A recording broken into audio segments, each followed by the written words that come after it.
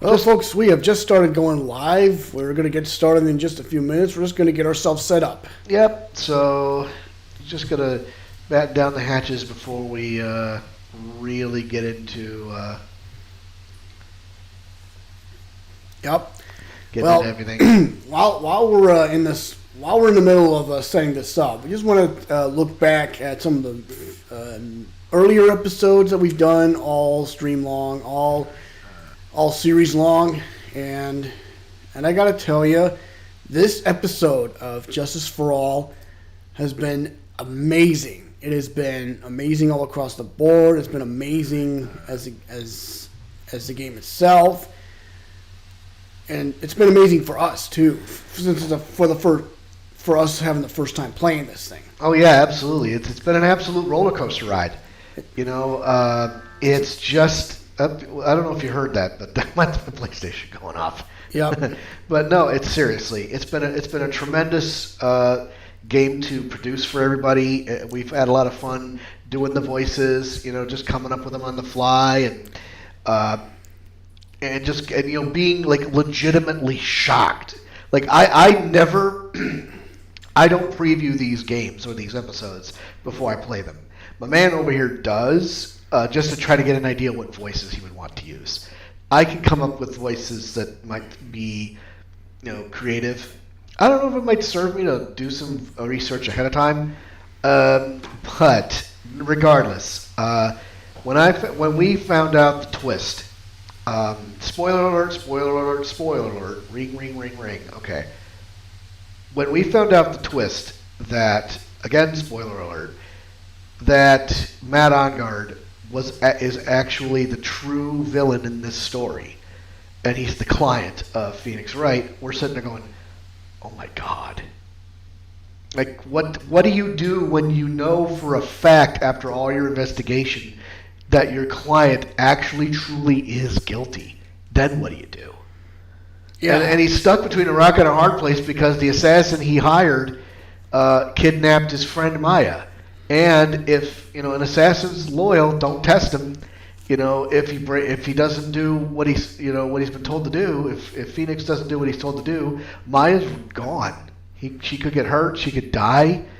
So I'm like, so we're set for the trial of the century. And yes. Again, until the next one actually.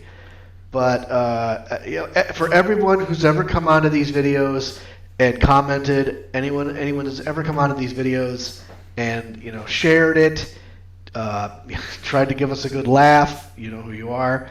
Thank you, and we're hoping that we might do some reduxes when this channel gets really big, and start over again. Oh yeah, we could definitely pimp some of these videos and make clips of them and all that stuff.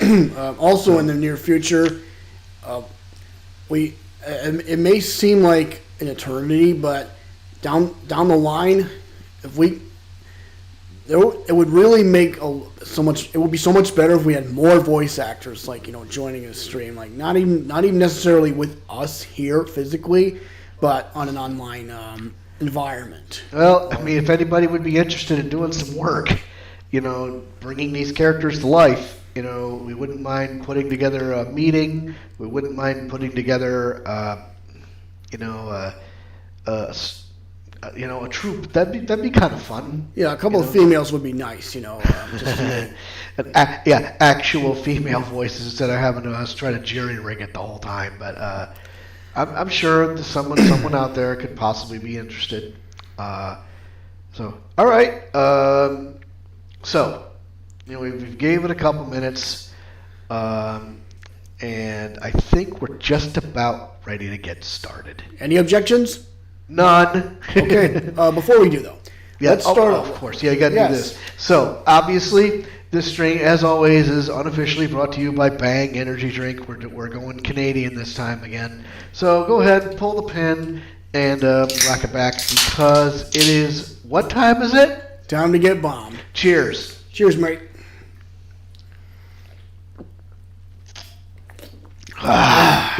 Oh... Great news, everyone! Also, just so that you're aware, you may have seen me post this here and there for past couple months. I was diagnosed with classic Hodgkin's lymphoma. I've been going through 6 cycles of chemotherapy. This Friday, October 21st, is my very last treatment. I'm so excited. He's almost there. I'm almost there, folks. He's ready to kick that cancer to the curb. Yep. So, my very last treatment is this Friday. I could not be more excited. I'm incredibly blessed to have gone through this entire process with minimal side effects. And I want to dedicate this episode to the fine people at the Cowell Family Cancer Center. I mean, they may not even know that we're doing this, but without them and without their support, their professionalism, I would not be where I am today. So, but that's Friday. This is tonight. Yes. Let's get it started. Let's go. In the words of the Black Eyed Peas, let's get it started. Let's get it started. Yes. I can't. I don't know if I can play the clip. I might get copyright struck. Yeah, I don't. Hadn't happened yet, but I don't want to. By the way, I've just got the PlayStation Store on because I didn't want to have any music in the background. Now we do. We do. So here we go. Yep, you know what time it is. It's time to bang the gavel. It's time to end this. It's time to end this once and for all. Yeah, I mean, delicious. This episode has been bonkers. Oh, it's been bonkers, and I can't wait to get to the end of it. So amazing. Yeah, we will go as long as we can to finish this. Yeah. On one setting. So turn this down so I can hear my brother. Of course, yeah. All right, there will my turnabout 4-1 trial. And we start off with a nightmare. Oh, jeez.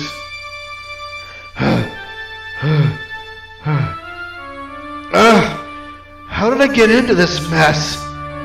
Oh. That's far enough. You can't run forever, Mr. Phoenix Wright. This again. I assure you, what? What have I done wrong? I cannot allow you to go on like this. Huh? But I'm just a simple defense attorney. Silence. You are no longer worthy of your title.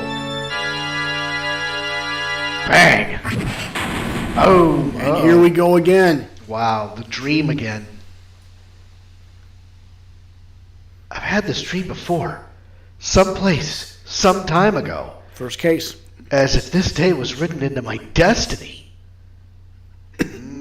Today, I'll stand in court as a lawyer to prove a killer innocent. Or so will he? Well, we'll find out. March 23rd, 9:43 a.m. District Court, Defendant Lobby, number 3. Excuse me, gosh. Ding, ding, ding. Beep. Hello, this is Phoenix Wright. You don't look so well, dude. You're gonna prove me not guilty today, right?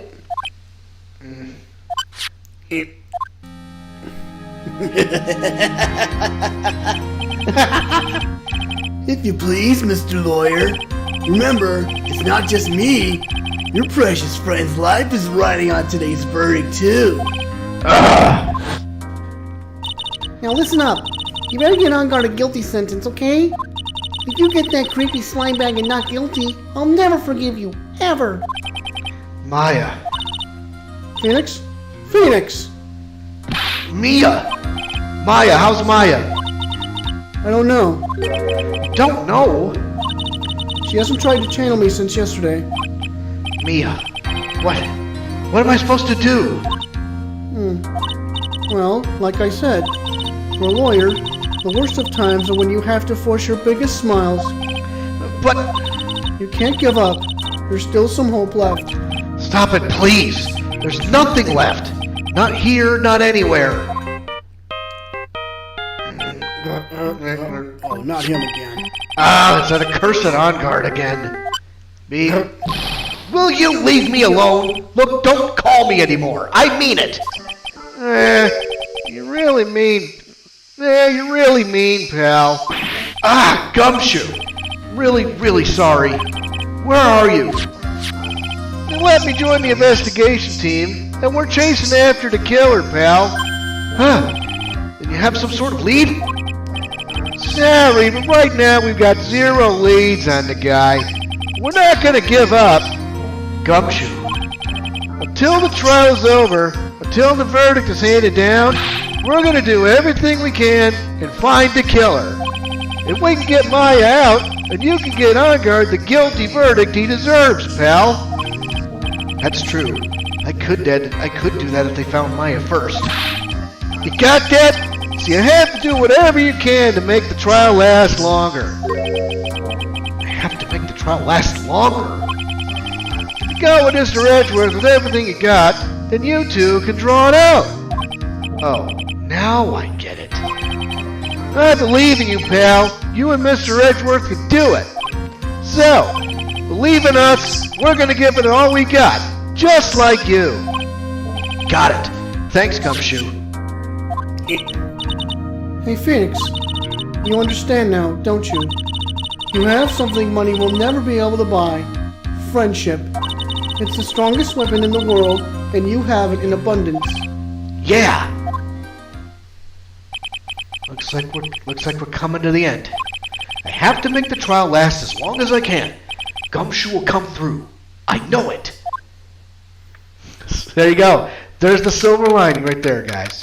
March 23rd, 10 a.m., District Court. Courtroom number 3. Shit's gonna get ugly. There's no turning back now. Court is now in session for the trial of Matt Onguard. The defense is ready, Your Honor. The prosecution has been ready for a while, Your Honor. Now, as I recall, we concluded yesterday's session with a big mystery on our hands. The mystery being what exactly was Ms. Adrian Andrews' role in this murder.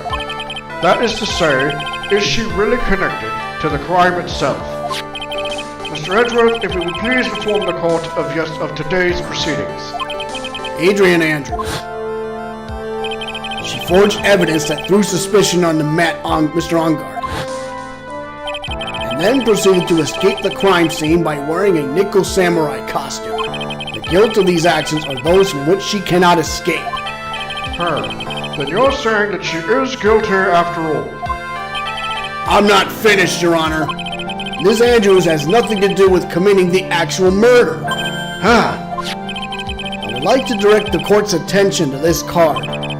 What is that? It looks like a shell. This is the calling card of a certain assassin. Assassin, you say? Yes, Juan Carreta was killed by a professional assassin. And the person who hired the assassin, his client so to speak, is Matt Onguard. What a surprising turn of events. I would think it's become commonplace by now, Your Honor. I know what's going on this time, so I know that everything Edgeworth has said is true. But we still have to hold out as long as we can. At least until Maya is safe and sound. I wonder how the trial will turn out today. Now then, please call your first witness, Mr. Edgeworth. The prosecution calls the defendant's mentor, Mr. Will Powers, to the stand. Oh boy. Now then, witness, your name and occupation, please. Okay. I'm, Will Powers.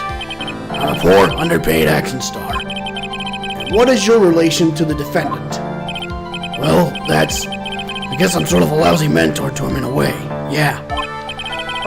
Mr. Powers, please, you don't need to put yourself down so much. Oh, sorry. Well, I'm just kind of a nothing sort of guy. On the night of the murder, you visited the defendant's room. Is this correct? Yes. I didn't know that. But you know, I didn't actually get to see Matt when I went. All you need to do is answer what you're asked. Now then, I would like you to please testify about when you went to Mr. Onguard's room. Okay, sure. Alright, here's the testimony. Visit to Matt's room. After the award ceremony, I went by myself to Matt's room. Matt was standing there in front of his room, still in his nickel samurai costume. He was talking with someone. At first I thought it was the bellboy.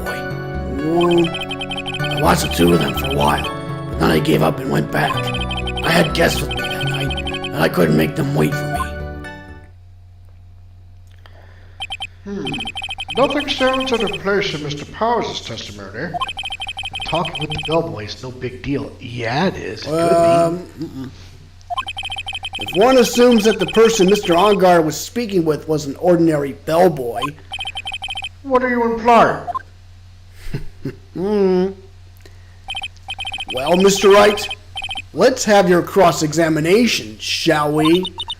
Looks like we're in another sticky situation. Huh? A trap. Can't you smell it, Phoenix? Well, for us to find out more, we're just gonna have to charge in head first, right? Well, okay, cross-examination. This is the match room, okay. After the award ceremony, I went by myself to match room, okay. Hold it. All right. The defendant's room? Why did you go there? Well, I'm his mentor, like a big brother sort of, and I wanted to say congrats. What's wrong? Why did you stop? Mr. Wright! What is it? You're gonna try to trick me into a corner, aren't you? Huh? I know I'm just a poor, underpaid action star, but I'm not the killer. No one said you were, Mr. Powers. No, please, don't trick me. Every time you do your lawyer thing, the witness suddenly turns into the bad guy. Every time? Witness, I will personally talk to the defense at a later time. So for now, please kindly cooperate and continue with your testimony. This poor bastard. Sorry. Sir, you went to the defendant's room, and then... Hey, wait a minute. When and how did I suddenly turn into the bad guy here? Matt was standing there in front of his room, still in his nickel samurai costume. I'm good. You want me to go ahead and press him, or...? No, just keep going. Okay. He was talking with someone. At first, I thought it was the bellboy. Okay, keep going. I watched the two of them for a while, and then I gave up and went to press. Press him on this. Hold it! You saw the two of them, the bellboy and the defendant, together, correct? Yeah, the bellboy just wanted to say congrats. Now, while you were watching the two of them, did you notice anything strange? I did feel something weird. I think it was because Matt, well, he gave the bellboy a tip. A tip? That's a perfectly normal thing to do. Sir, how long did you watch the two of them? Not more than a minute or two, I think. I guess with me that night I couldn't make them wait for me. Go back. Now you can press them on this. And then, okay. Not sure why, okay. Hold it. At first. What do you mean by that? I didn't think it was a normal bellboy. Why was that?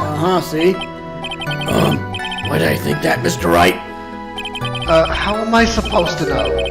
Hey, wait a second. Actually, Mr. Powers, only a few minutes ago, you stated... I did feel something weird. I think it was because Matt, well, he gave the bellboy a tip. Could it be that you felt something strange about the tip-giving incident itself?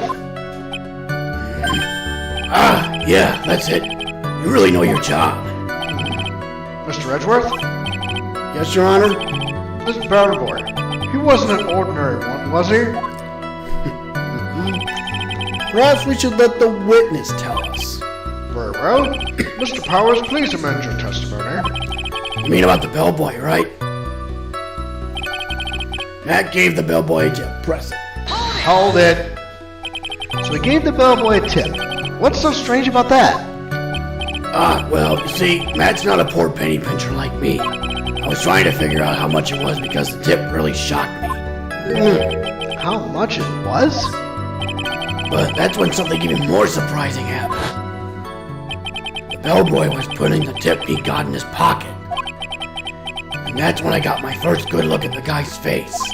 I was really shocked. Afraid I don't follow at all. It sounds like Mr. Powers was surprised twice by this event. I wonder which of his shocking moments I should ask about. On guard's tip. Yeah, we should ask about the tip, because how much was it? The defendant is a huge star. He can afford to give generous tips, wouldn't you agree? Sure.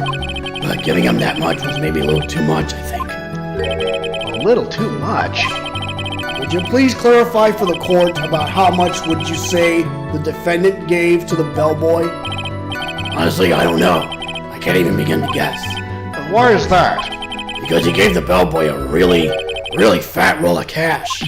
A roll of cash? Ah, well, how interesting.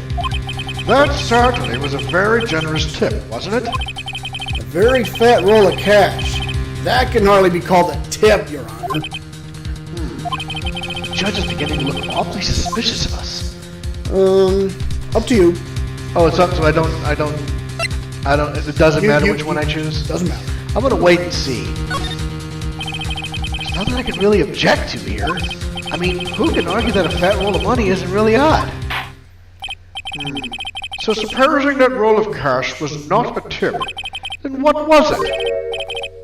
Payment, Your Honor. Payment? Isn't it obvious? For the murder of Mr. Juan Carita. Then the bellboy the witness saw... Yes, he was the assassin. Hold your horses now. Mr. Edgeworth, you don't have any proof of this, do you? Have I ever been unprepared to support my claims, Your Honor? I have here the card Shelley the Killer left at the scene of the crime. Shelley the Killer? He is the person the police's special investigations team has been chasing for ages. I am certain that the person the witness saw was this very assassin, Shelley the Killer. Really? Huh? What's wrong, Mr. Powers? No, nothing. Something just clicked in my head, and I think I just figured something out. Oh? Actually, I saw that bellboy again later on that night. What? Oh, see? Remember when he approached Maya? Mr. Powers, please testify. Tell us what you saw. Yes, sir. Right away. The second time. This time, I was in that hallway because I had to go to the bathroom. And that's when that bellboy I saw earlier came out of the room. Of course, when I say room, I mean Juan Carita's room. Now that I think about it, that bellboy did seem kind of out of place. Yeah, so he had to be the assassin, I'm sure of it. I mean, well... You mean what? Thank you very much. That is all we need for now. Huh? But I'm not done. There's still more. Let us first establish that the bellboy was truly Mr. the Killer. Then we shall see. So the bellboy came out to the victim's room. And if that bellboy really was the assassin, then I think the answer is fairly obvious. That would be correct, Your Honor. Well, Mr. Wright, I believe it's your turn to entertain and make us laugh. This is no laughing matter. What the hell? Okay. No, it's not. It's not. This time I was in that hallway because I had to go to the bathroom. Continue. And that's when that bellboy I saw earlier came out of the room.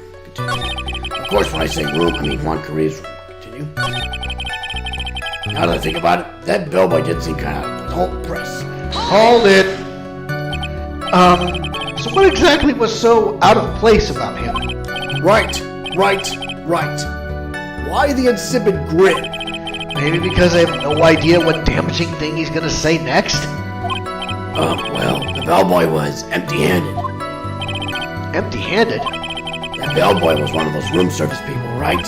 But he wasn't pushing a cart, and he wasn't holding a tray either. You'd call that a little strange too, wouldn't ya? I agree that it is a bit strange, Mr. Powers. But is it really that unusual for a bellboy to be empty-handed? What should I do? Should I let Mr. Powers' testimony slide, or... Try to pull the fast one. Is that what it's saying? I think so. Okay, well, pull a fast one. There is nothing strange or unusual about an empty-handed bellboy. But there really is.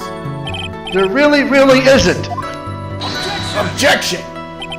If you two are done being school children, bellboys are for room service. There is no reason for them to be empty-handed, ever. Your Honor, I ask that the witness's previous statement be supplanted with this new one. Hedgeworth, are you gonna do whatever you can to make the bellboy look suspicious? Oh my God.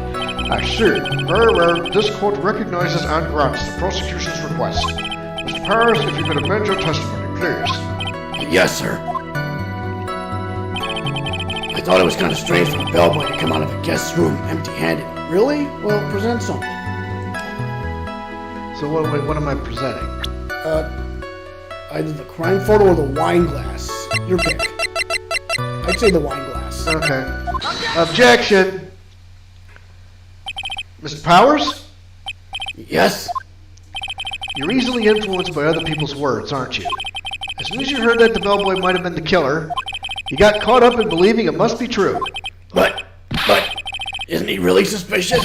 He's got all those stitches and... So? A baseball has stitches? Are you saying that all baseballs... This is so stupid. Are you saying all baseballs are suspicious because they have stitches? Well, there's also... what about him being empty-handed? I would like to ask the court to please take a look here. This is the crime scene. This is the crime scene, sorry. There was a wine glass sitting next to Mr. Carina's body. The liquid inside this glass is tomato juice. And now, if you would look at what is on top of the table in the lower right corner here, anyone can clearly see that there's a tray with a bottle of tomato juice on it. The bellboy had just brought this to Mr. Carina's room. He left the tray in the room, which is why he was empty-handed when he left.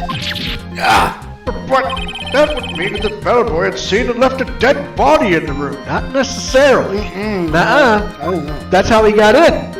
But can you prove that Mr. Carina was already dead at that time?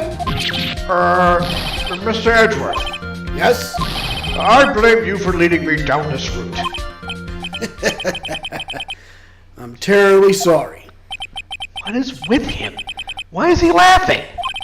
Witness, isn't there one more thing you would like to share with us? Is there? The bellboy was empty-handed. Or should I say empty-handed? What? I recall you had something interesting to say about his hands. Oh yeah, I almost forgot. Huh? What? That bellboy, he was wearing gloves. Gloves. Yeah, pitch black, leather ones. All the other bellboys don't wear gloves like that, right? Black leather gloves? Why didn't you mention them earlier? Sorry, it slipped my mind. Wait, does this make the bellboy look really suspicious? Alright, gotta focus. I can't get lax here. So what if he had gloves? A lot of bellboys wear gloves. Come on, Mr. Wright. That bellboy was wearing black leather ones. So, a football is made of leather? Are you saying all footballs are suspicious because they're made of leather?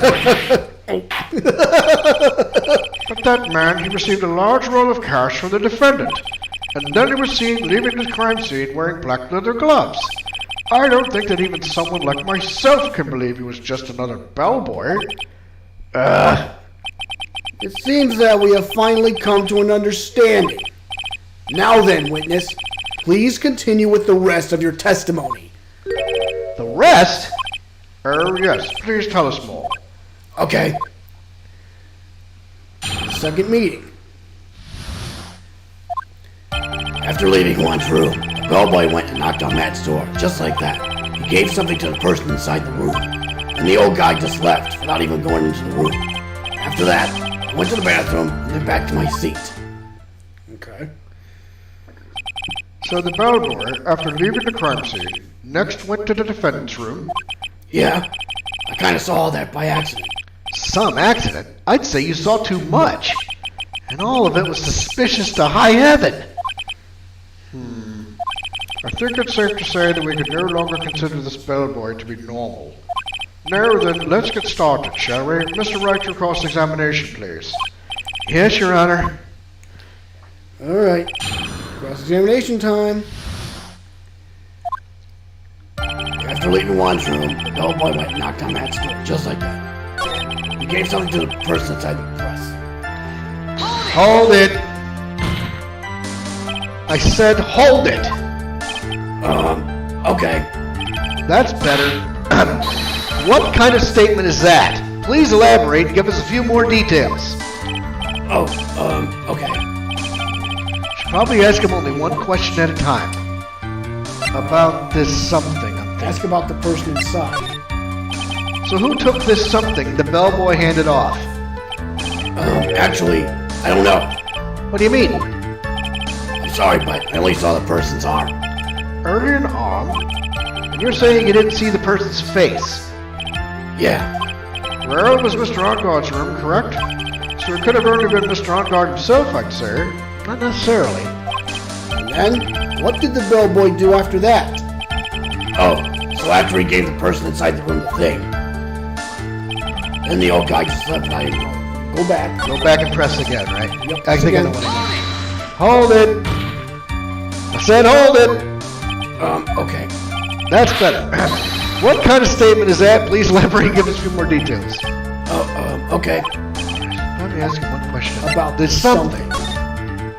He gave something to this person. Yeah. And what was this something? If I remember what it was, I wouldn't be calling it a something, would I? But this implies that something was removed from the scene of the crime. Are you sure you really can't remember, Mr. Powers? I think it was something kind of small. I would like to summarize our testimony up to this point, if you don't mind. When the bellboy left the crime scene, he immediately went to the defendant's room. There, he handed a small item of some sort to the person inside. I'm thinking it was the card to Adrian. Well, let's find out. Adrian found the card on the desk. That's not what it was. As for the person who received the item, all you could see was the person's arm. Oh, what if it was the suicide note? I don't know. Yes, it was just like that. Mr. Edgeworth, is all this really that important? Of course, Your Honor. I think this is of the utmost importance. This is when whatever was removed from the crime scene was handed over to the client. Mr. Powers, please try to remember what it was the bellboy handed off. Well, let's see. I think it was... No. If you remember, please add it to your testimony. Yes, sir. If I saw it again, I could say for sure, but I think it was some sort of wooden statue. I don't think so. Do you present something? present something? The figurine. The figurine. This little guy. Yeah. Objection!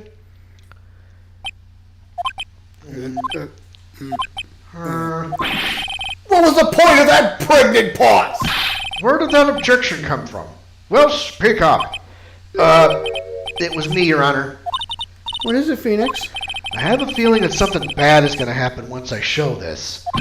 Mr. Wright, if you have something to say, please spit it out. Yes, Your Honor. Okay, Phoenix, deep breath. Mr. Powers, it's something you saw. Was it this item? Oh, hey, that's it. That's the something.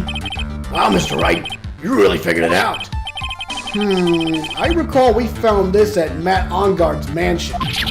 At the defendant's house? What does this mean? It's simple, Your Honor. Shelley the killer assassinated Juan Carita in his room. And then he stole this wooden bear from the scene of the crime. Then the bear being found in Mr. Onguard's mansion would mean... It goes without saying, Your Honor, Mr. Matt Ongard is the killer's client. Order! Order! Order! I said order! Mr. Wright, this is a most unfortunate turn of events for you. Yeah. Sorry, Mia. No, it's all right. Your judgment was sound. Actually, I figured the bear would come up. If not now, then it would have later on. even if you hadn't shown it to the court, I'm sure your friend Edgeworth would have. I almost forgot that he knew about it too. I think it is clear that there is no need for us to continue this trial. I can't let this happen. I have to do something. There has to be something we've overlooked. Your Honor, a minute please. Yes, Mr. Wright? There are still a few points left that we have not fully explored. What are you trying to pull? Oh, well, we can't have that. All right, Mr. Wright, what questionable point would you like to explore further? The person who received the bear. There was one thing in Mr. Power's testimony that was very unclear, and that is the identity of the person who received the bear. He gave something to the person inside the room. The- I'm sorry, but I only saw the person's arm. Now here's the deal. The bear has cuts all over it. Yes? Somebody was trying to open it to try to get something inside. I guarantee you the suicide note was in that bear. Gotta be. I don't know. I'm thinking about it. Thinking about it, yep. As long as we don't know who it was that took that bear, we can't be sure of... Ah! Huh? What? What is it, Mr. Powers? If you're going to scream like that, then at least give us a good reason why. Yeah. Sorry. Actually, so, I remembered. I remembered who took the bear. What? Really? I mean, I only saw his arm, but, the arm, it was a Nickel Samurai's arm, I swear it. The hell? You've got to be kidding! Are you sure of that, Mr. Powers? Yeah, I'm sure it was a Nickel Samurai. Order! Order! It looks like you've dug your own grave. Yet again. How many times is that today? I've lost count. So the person who took in this little bear was the Nickel Samurai. And as we all know, Matt On Guard is the Nickel Samurai. Thanks to the defense, we've made all the clearer. What am I supposed to do now? Mia, help! You don't have time to act lost. You've got to find another angle to attack this from. Hurry! Now, I will bring this cross-examination to... Hold it! Your Honor? Again, Mr. Wright? You've already removed any and all questionable areas of this testimony. It's about time you were removed from this court, Mr. Wright. I have to find something. Even one more little point will do. There are still questions left unanswered. What are you trying to pull? Oh, well, we can't have that. All right, Mr. Wright, what questionable point would you like to explore further? The bear itself. Yep. There you go, yeah, sure. I think it's fairly obvious that the bear itself is very questionable. Bear. Mr. Wright? This was found at Mr. Onguard's mansion. However, Mr. Onguard was arrested at the hotel that night, which means that since the murder occurred, he has not had a chance to go home. Oh. I think your Honor has already figured out what I'm trying to say.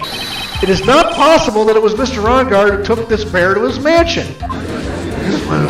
He could be right. Why, that's very true. We didn't consider that point, Mr. Wright. There was nowhere time-wise for the defendant to have taken this bear home. Whew.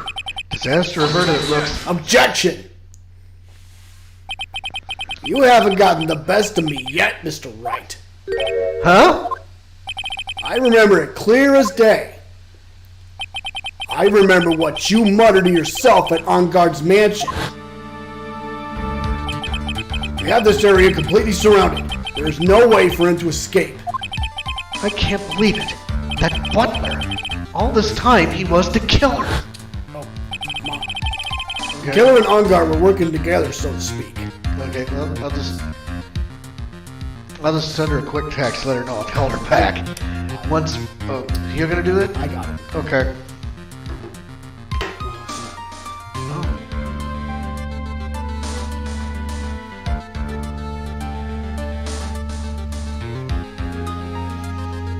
Okay. And that's sent? Yeah, I got it sent. Okay, sorry about the interruption, kids. Now what? I'm just gonna text them both. Did you get power back?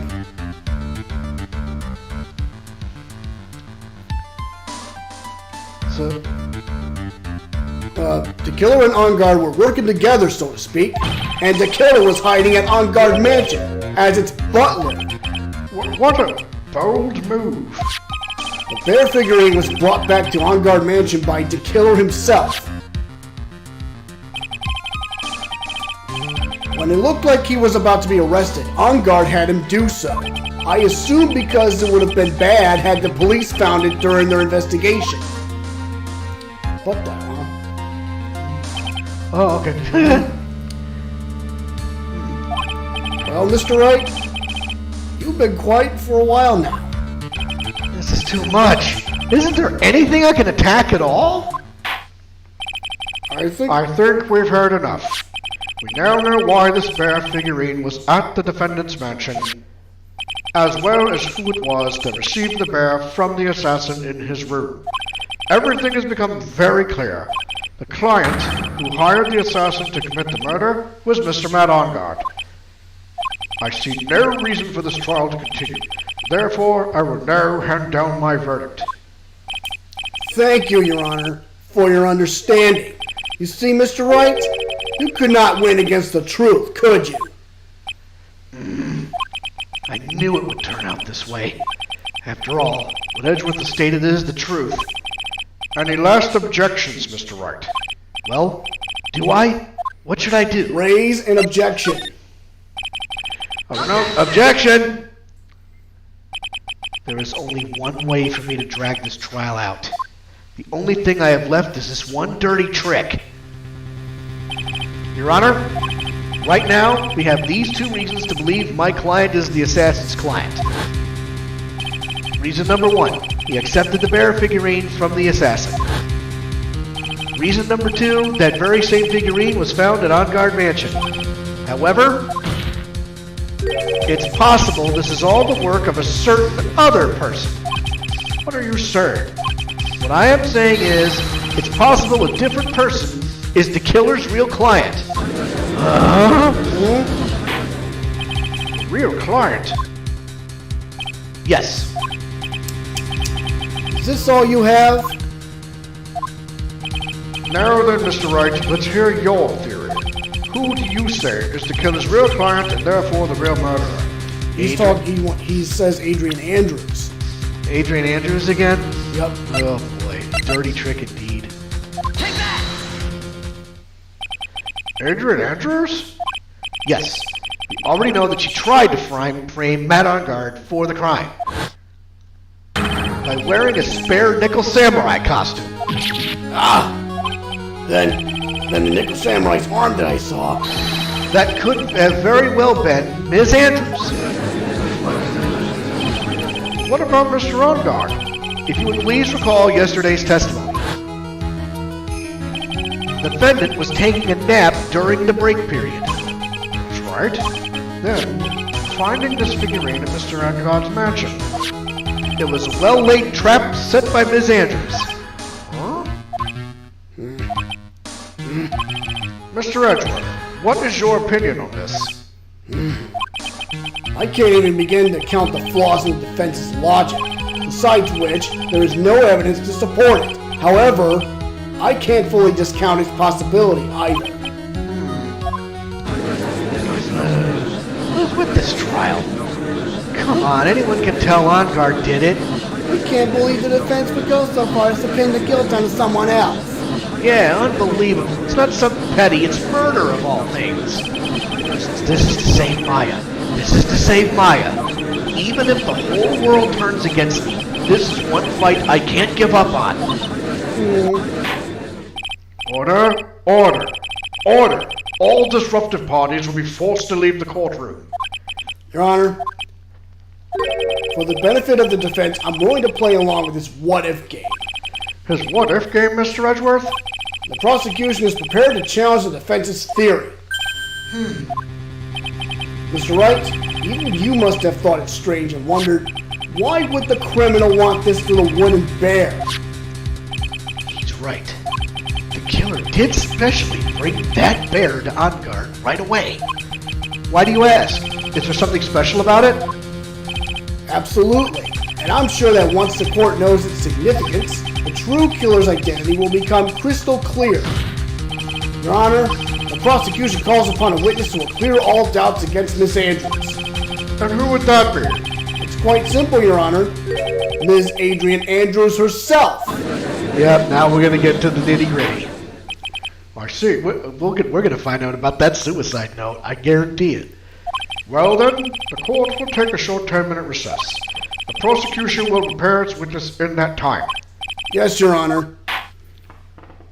I say, let's stop for now. Let's take a break for a minute because someone tried to call us during our stream. So we'll just take a be right back. Yeah. So all right.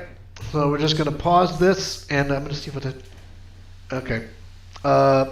Yeah. I'll just leave it right there. So we'll be right back. Don't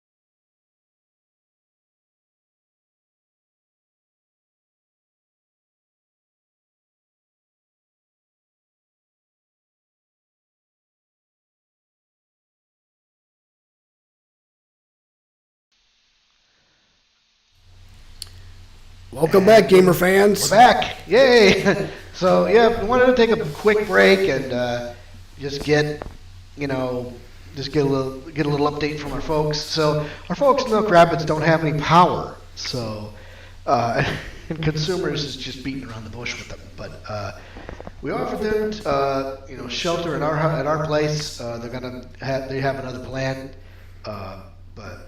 So we'll say some quick prayers for them. But folks, we're getting into the 10-minute recess. So here we go. 3, 2, 1, cuckoo. March 23rd, 11:54 a.m. District Court, defendant lobby number 3. Oh, I knew it was a good idea to hold her hostage. Don't you agree, Mr. Lawyer? I never thought in your desperation you'd try to pin the guilt onto Adrian. I swear this demon will pay. Mr. Nick, The pearls. Where's Mia? I don't know. A really strong power suddenly got her away. Really strong power. Ring, ring, ring. Oh, Mr. Nick, your phone is... It's from Gumshoe. How's it going? You been hanging in there, pal?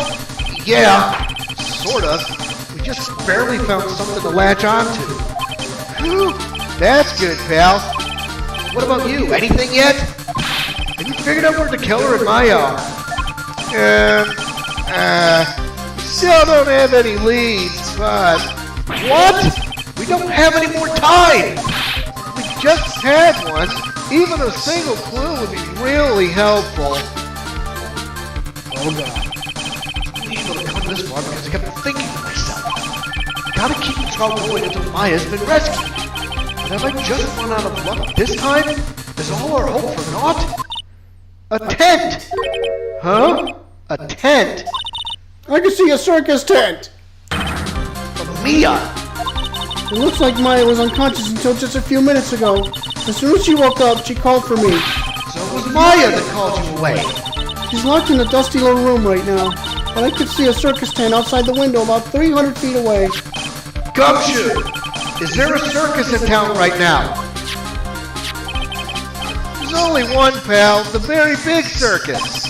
Maya is somewhere within the 300-foot radius of the main tent. What? Okay, hold on a sec, pal. Hey, draw a circle on that map, about a 300-foot radius from the main tent. Hurry! And And? I could see a mailbox out of the window just outside. Gumshoe, there's also a mailbox. Okay, what else? What else, Mia? I'm sorry, but it was a very small window. I couldn't see anything else. It felt like I was in an old office building, maybe the 3rd floor or so. I heard her. An old office building. Good stuff, pal. Okay, just hang in there. Just a little longer, pal. Wish us luck. Good luck. I'll call you later, so don't let your battery die, okay, pal? Beep. Mia, Maya's not hurt, right? She's in a pretty bad state, Phoenix. She's being starved. Gumshoe, please hurry. Looks like we're out of time. Are you alright, Phoenix? It's only a matter of time before Maya's rescued. I can do this. I just have to make this trial last a little longer. Whoa, man. March 23rd, 12:05 p.m. District Court, courtroom number 3. What will now reconvene? The killer, the man who murdered the victim, handed this to his client. From this, one obvious question arises. Why this particular item? I believe the answer to that question will provide us with the name of the real culprit. Now then, the prosecution calls the defendant's manager, Adrian Andrews, to the stand.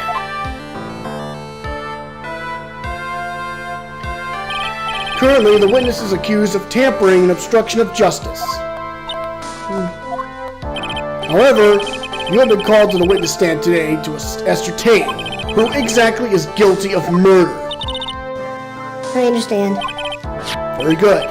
Now, have you ever seen this bear before, Miss Andrews? Of course I have. You have seen it before. That's right. It's only natural that the witness has. Ms. Andrews, would you please enlighten the court to this bear's secrets? All right. Why? Why does she...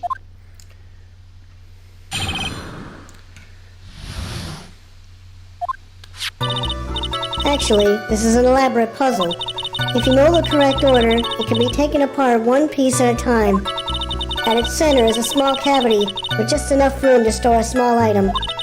Because of its complexity, if you don't know the order, you can't open the bear. You really can't tell that it's a small jewelry box just by looking at it. How does she even know that? So this figurine, it's a container of sorts, is it? Yes, looks can be deceiving, wouldn't you agree? Yes, this is superb craftsmanship. Oh, yes, I nearly forgot. You may begin your cross-examination, Mr. Wright. It looks like there really was something to that bear after all. Grill her like a hamburger. Okay, buddy. We're looking to stall anyway. Actually, this is an elaborate puzzle. Hold it! A puzzle? That's right. But it looks like an ordinary figurine. True enough. To people who don't know, I'm sure they would never guess this was a puzzle. So what kind of puzzle is this exactly? If you know the correct order, it can be taken apart one piece at a time. Hold it! So you can take it apart. How would one go about doing that? Well, you first turn its tail to the right and then push it in. Oh, yes, I see. After that, the arms and legs are free to move and can be removed. Oh, this is most interesting. Boy, this new toy. It's like he's 5 all over again.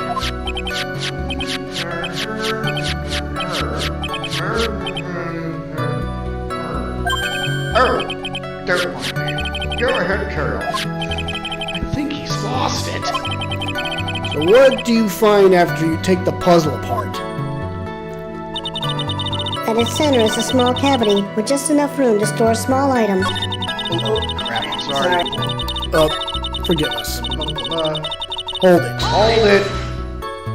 And how do you know about this? I know because I was the one who bought it. Huh? It was a souvenir from when a friend and I went to Switzerland. Then this was a present from you? That's right. It was a puzzle in the shape of a bear, so I thought it would be perfect for Juan. So it was a present from Ms. Andrews. Witness, let's continue with your testimony. Because of its complexity, if you don't know the order, you can't open the bear. Hold it. So who exactly knew how to solve this puzzle? Only the two of us, Juan and myself. It was a souvenir from Switzerland. So I doubt there are many people with this same bear in this country. This looks like it could be easily broken, especially if someone wanted to get at what's inside. Well, it's a toy, but it can never be the same again once it's been broken. You really can't tell that it's a small jewelry box just by looking at it. Hold it. Who else knows that this bear is actually a small container or jewelry box? I never told anyone, and as long as Juan never told anyone either, then only the two of us knew. 2 of you, huh? And of course that means Mr. Arngard didn't know, right? I think this is about all I'm gonna get for now. Figurine update in the court record. Well, Mr. Wright, I think even you have come to realize that there is one very important fact we have uncovered, and that is this. This bear is actually a jewelry box.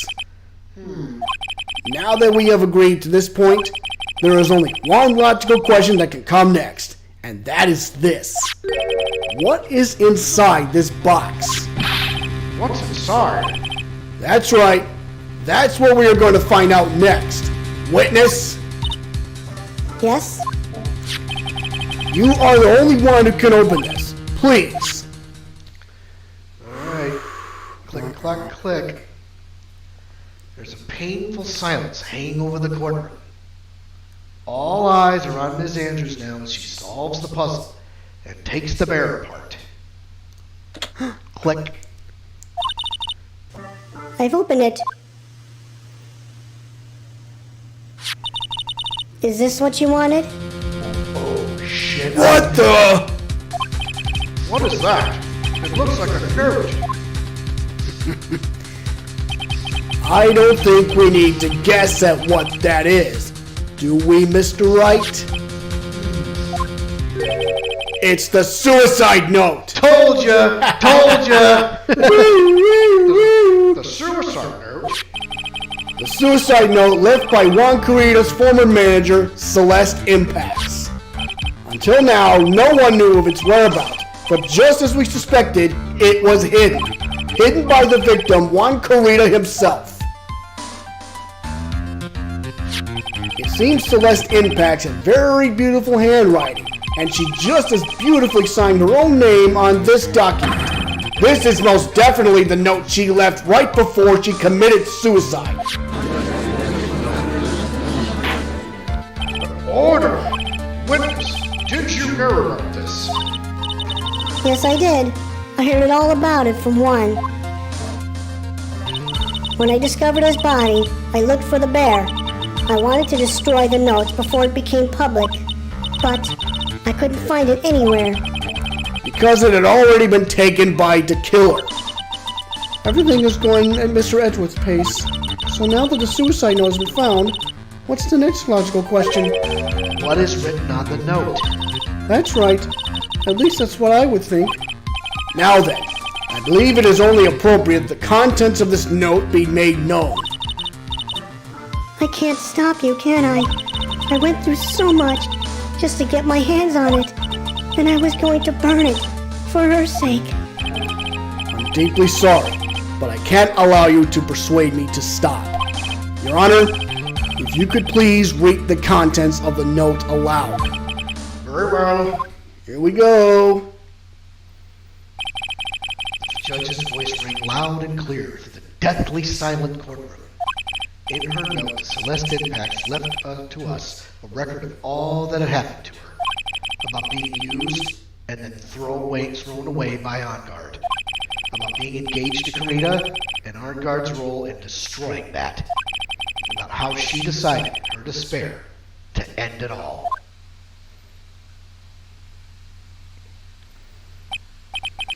And that's all Ms. Impact had to say.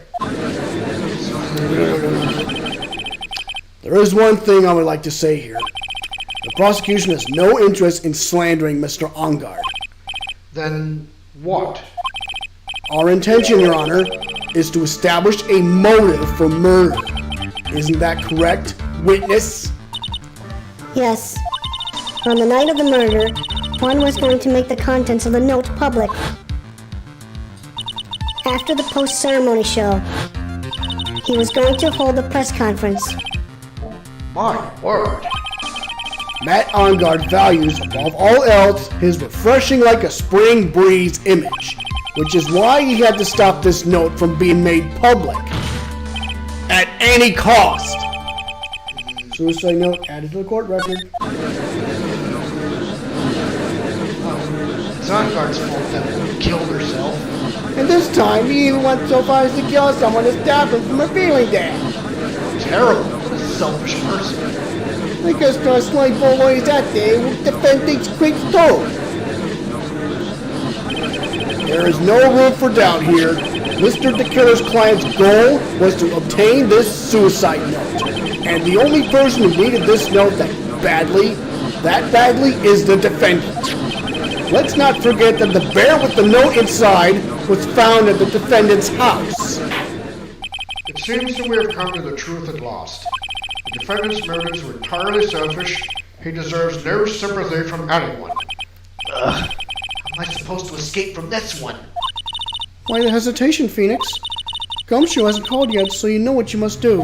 I know. I have to carry on and buy him some more time. Okay. 2 deadly pieces of evidence. The figurine and the suicide note. Maybe somehow I can find a way out of this situation through one of those.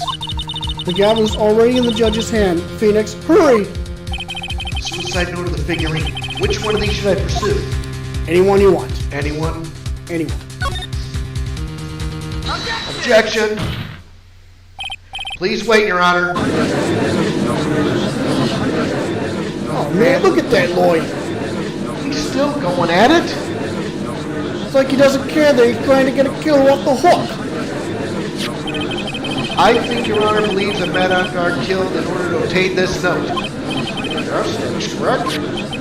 That seems a little strange. In fact, I think there's a contradiction here. This note was hidden by Mr. Kurita until the night of the murder. If that is the case, I say that Matt Ongar could not have known what was written on this note. Oh, think of it that way. Exactly. But I did think of it that way, and I thought it was rather strange. No one in their right mind would kill for a note without first knowing what it said. Order, order, order. You make a valid point, Mr. Wright. Mr. Edgeworth, what is your opinion? It's just a flash. I think I did rather well on this one. Unfortunately, I think he believes differently. I believe a show of appreciation is in order. Huh? The defense seems to be in love with wishing more despair upon itself. I would like to direct the court's attention to this. What is that? It is a very small video camera, Your Honor. This type of camera is commonly used as a means of spying. Spying? What the? I thought that spy camera was in my possession. Matt Ongar and the victim both thought of the other as their biggest rival. They even went so far as to use this type of item to find each other's weaknesses. And? The victim, Juan Kurita, was being spied on. His personal life was being watched by none other than Matt Ongar. Order, order. Mr. Wright, Yes, Your Honor? don't tell me you knew about your client's spying activities. Well, sort of. Sort of is not an acceptable answer, Mr. Wright. I see you are confused, Mr. Wright. You're probably thinking, but I have the camera that was in the stuffed bear's eye. Huh? But this camera that I have is not that same one. Last night, I searched the victim's house on a hunch, using this. Gumshoe's bug sweeper.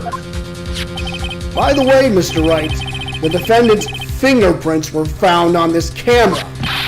Matt Ongar's fingerprints were on there. Well, Phoenix, it looks like those cameras were hidden all over the place, huh? What am I supposed to say to that evidence? I think this is the end. It's fairly obvious that Mr. Ongar learned of the suicide note through this. He was watching the victim all along. He got me good this time. I don't have anything to counter that. Hey, now what's that lawyer thinking? That killer guy. Shush, stop, don't look at him. He's sweating, he's just so nasty. Phoenix, Yes, Chief? have you figured out what you're going to do next yet? What I'm gonna do next? Does running away like a frightened child work? I know it seems like Mr. Edgeworth is very close to putting a lid on this case, but in his eagerness to prove his point, he forgot one very important thing. Well, what is it, Mia? There is a piece of evidence that he really should investigate. Something you should investigate. Suicide. I would really hate to see the good prosecutor get scolded for not remembering to look into the item when he had the chance.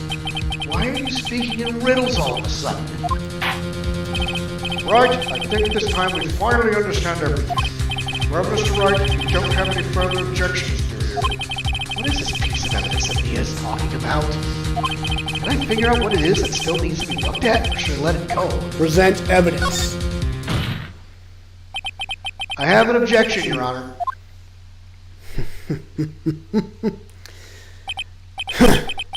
That was about the weakest objection I've ever heard, Mr. Wright. Objection! Your Honor, the defense has no intention of letting this go so easily. You're beginning to sound desperate. That's just your imagination, Your Honor. Mr. Edgeworth, this is not like you at all. In your eagerness to prove your point, you've forgotten one very important thing. Hey, isn't that what I just said? So you're telling me that I forgot something? You're so close, Mr. Edgeworth. But there's something you really should examine about this piece of evidence. So it's suicide note. Can I look at it? Take that. That is Ms. Impact's suicide note, right? Who knows? I mean, sure, this suicide note was found inside this bear, but this bear was in my possession until only a few moments ago. Which means the handwriting on this suicide note has yet to be analyzed. Oh. So, as to whether this pivotal piece of evidence was really written by Ms. Impacts or not, that has yet to be even remotely confirmed. Wow, he's got a point there, Chip. Mr. Wright, you can't seriously be suggesting. Mr. Wright, are you saying this suicide note is a fake? Sanders, you were the one who tried to pin this murder on Mr. Conrad. Who's to say you didn't create a fake suicide note and put it into this bear? How dare you! Objection! Your Honor, the defense is indiscriminately accusing the witness again! There is no evidence linking the witness to the suicide note whatsoever! Objection! But if this is a fake, then the witness is the only person who could have made it. What? Recall the witness's testimony concerning this figurine. The only person other than the victim who could solve the puzzle is the witness herself. Ms. Andrews, you wrote this note, didn't you?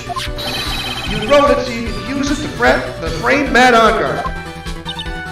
I did no such thing. Objection! Right! If you're gonna pronounce this suicide note a fake, then show this court some evidence to support your theory! Objection! Mr. Edgeworth, you were the one who presented this scrap of paper as evidence. That means the burden of proof lies with you, the prosecution. Ugh. That's enough.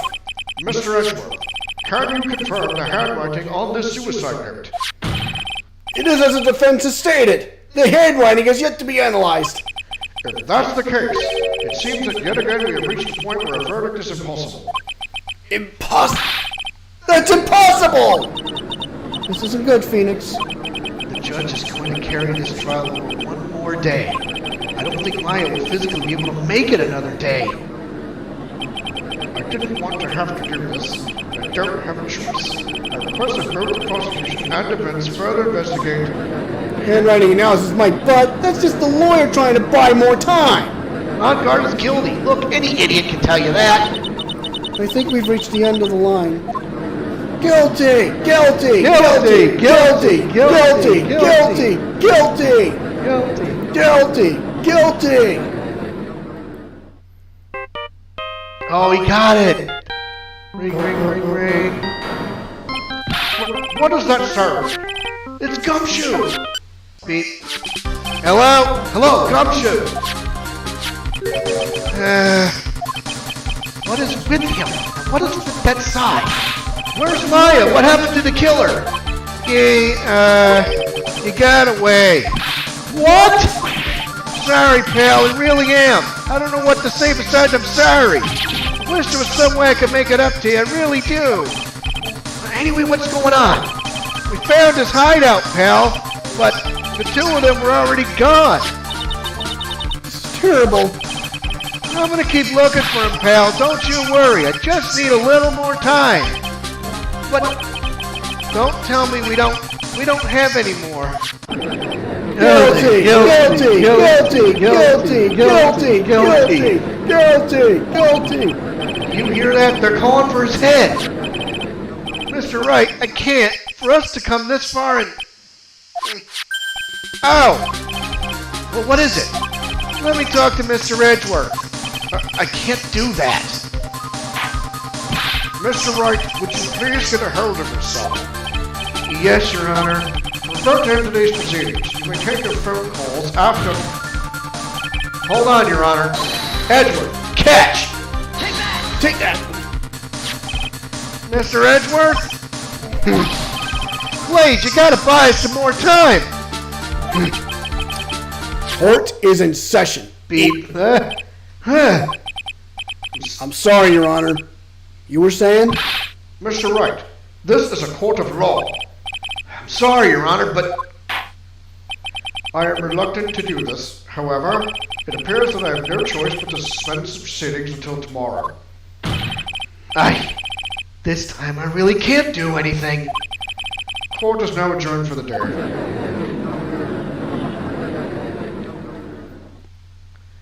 Wait. Objection! Objection! Objection! Please wait, Your Honor. Edgeworth. What is it, Mr. Edgeworth? I humbly request another 30 minutes of Your Honor's time. For what purpose? We can perform the necessary tests on this piece of evidence in that time. Can you really obtain your results in 30 minutes? I believe we can, Your Honor. Wouldn't it be better if we adjourned for the day and then reconvene tomorrow? 30 minutes. Please, Your Honor. That's all I am asking for. Please, Your Honor. Very well. At the prosecution's request, this court will now take a 30-minute recess. But be advised that I will not allow another recess today. I'm not sure if this is helping or hurting us. The court will now take its final recess of the day. Oh, boy. Woo! 23rd, 4 p.m., District Court, Defendant Lobby, number 3. Right. Well, what's going on with Maya's situation? The killer. It looks like he got away again. 30 minutes? We can't find her in that time.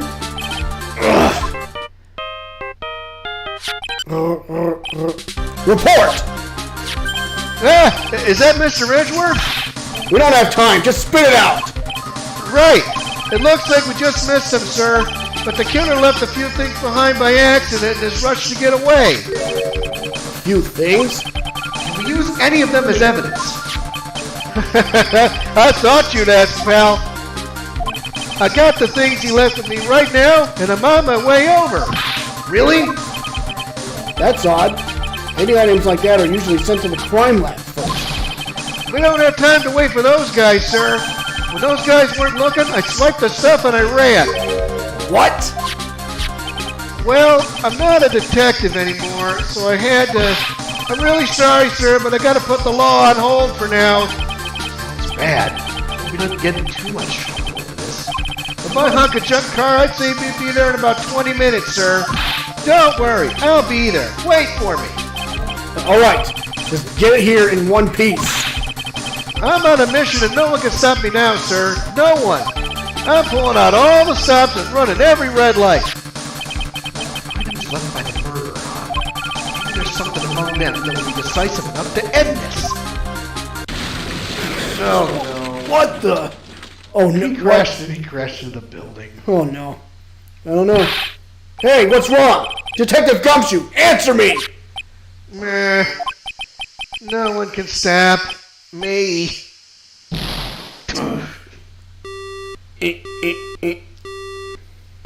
Oh boy. What happened? It sounded like he had an accident. I'm guessing his cell phone broke as well. What is he thinking? We gotta hurry and call for help! But we have no idea where he is. His cell phone is broken and he wasn't driving a patrol car, so no radio either. Also, if we don't get to those items before they do, the police will take possession of them. No! We can't let that happen! Well, if there is a way we can find out where he is, then we stand a chance. Why, oh why did Gumshoe have to get into an accident now? Is there any way to find out exactly where he is at this moment? There is a way. That's right, there is a way. What? How? I'm sure we can find out where Detective Gumshoe is through this. Francisca von Karma. Oh, he had that pager on it. Yeah. Why are you bringing up Francisca at a time like... Oh, I see. I'll try to get in contact with her. The chances are slim, but she's all we have. Franziska, will she even want to help us? Edgeworth, What is it? I don't have any right to judge anyone ever again. I know my client is guilty, but what I'm doing now, I'm pinning the guilt onto someone totally innocent and using the evidence to do so. It might be my turn to say defense attorney Phoenix Wright chooses death. Right. It doesn't suit someone like you to cry useless tears. Whether you did your job well or not, that can only be seen after the verdict has been decided. The verdict? Is Prosecutor Edgeworth here? Yes, bailiff. There was a phone call for you, sir. They said it was extremely urgent. They're probably finished with the handwriting analysis. I have to go take this call. In the meantime, think hard about what it is you must do. Be continued. Oh boy. Oh boy.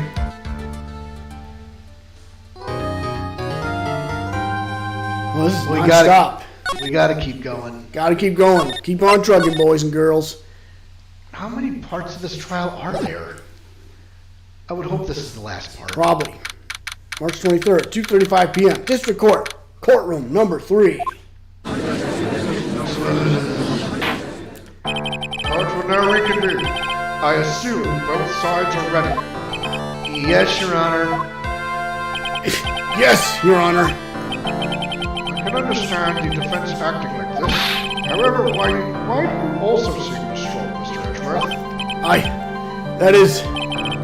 It's nothing, Your Honor. Edgeworth. It looks like something unexpected just happened to him. Now then, Mr. Edgeworth, if you can please tell the court the results of the handwriting analysis of Ms. Impact's suicide note. Yes, Your Honor. Unfortunately, we have discovered that this suicide note is a forgery. Whoa! Whoa! What? What do you mean, Mr. Edgeworth? This note was not written by Ms. Impact herself. It is a fake. Wow, who forged it then? Order! Mr. Edgeworth, would you care to explain what is going on? If this was not written by Ms. Impact, then who wrote it? We would need more time to do a more detailed analysis. However, it appears that the handwriting matches that of the victim, Mr. Juan Carita. Mr. Carita? Well, it looks like Ms. Impact's never left the suicide note after all. You don't mean. What? Maybe she didn't kill herself. What? No, wait a minute. What? Oh, maybe Matt Ongard is guilty of killing 2 people. What? Oh, I don't know. We don't know yet. We don't know We yet. don't know yet. Or Juan might have killed. I don't know. I don't know. She did not kill herself. What I have is? to. She never wrote anything about On Guard. However, Your Honor, even though this suicide note is indeed a fake, Mr. On Guard could not have known that, and so that facts remain unchanged. Acting under the assumption that it was real, he had plotted to possess it. Does sound very plausible. Simon Ongard had no idea the suicide note was fake. Something seems a little wrong with it. Present evidence. The defense believes that the theory the prosecution has stated contradicts testimony. If everything the prosecution has proven up to this point is true, then it's impossible for Mr. Ongard to not have known it was a fake. Spy camera or transmitter, either one. Take that! What is this little item called again? The video camera, Your Honor. Well, a very small one, but... That's right, a camera. Oh, you kids have fancy toys nowadays. Mr. Edgeworth, earlier you claimed that Mr. Ongard knew of the existence of this note because he was spying on the victim. Isn't that right? If that were true, then this means Mr. Ongard would have known that the victim had forged the note. So then the defendant knew that this suicide note was a fake. And if that's true, then the situation has suddenly changed in a very dramatic way. Exactly, Your Honor. The the prosecution's theory as to what Mr. Rungard's motive for murder was, it has suddenly disappeared into thin air. But Your Honor, it's not as if Mr. Ongard mentioned Mr. Kurita 24 hours a day. Perhaps the victim wrote the note in a place Mr. Ongard didn't know of. Well, right back at you, Mr. Edgeworth. Why don't you show us some proof that the victim made the forgery in an unknown place?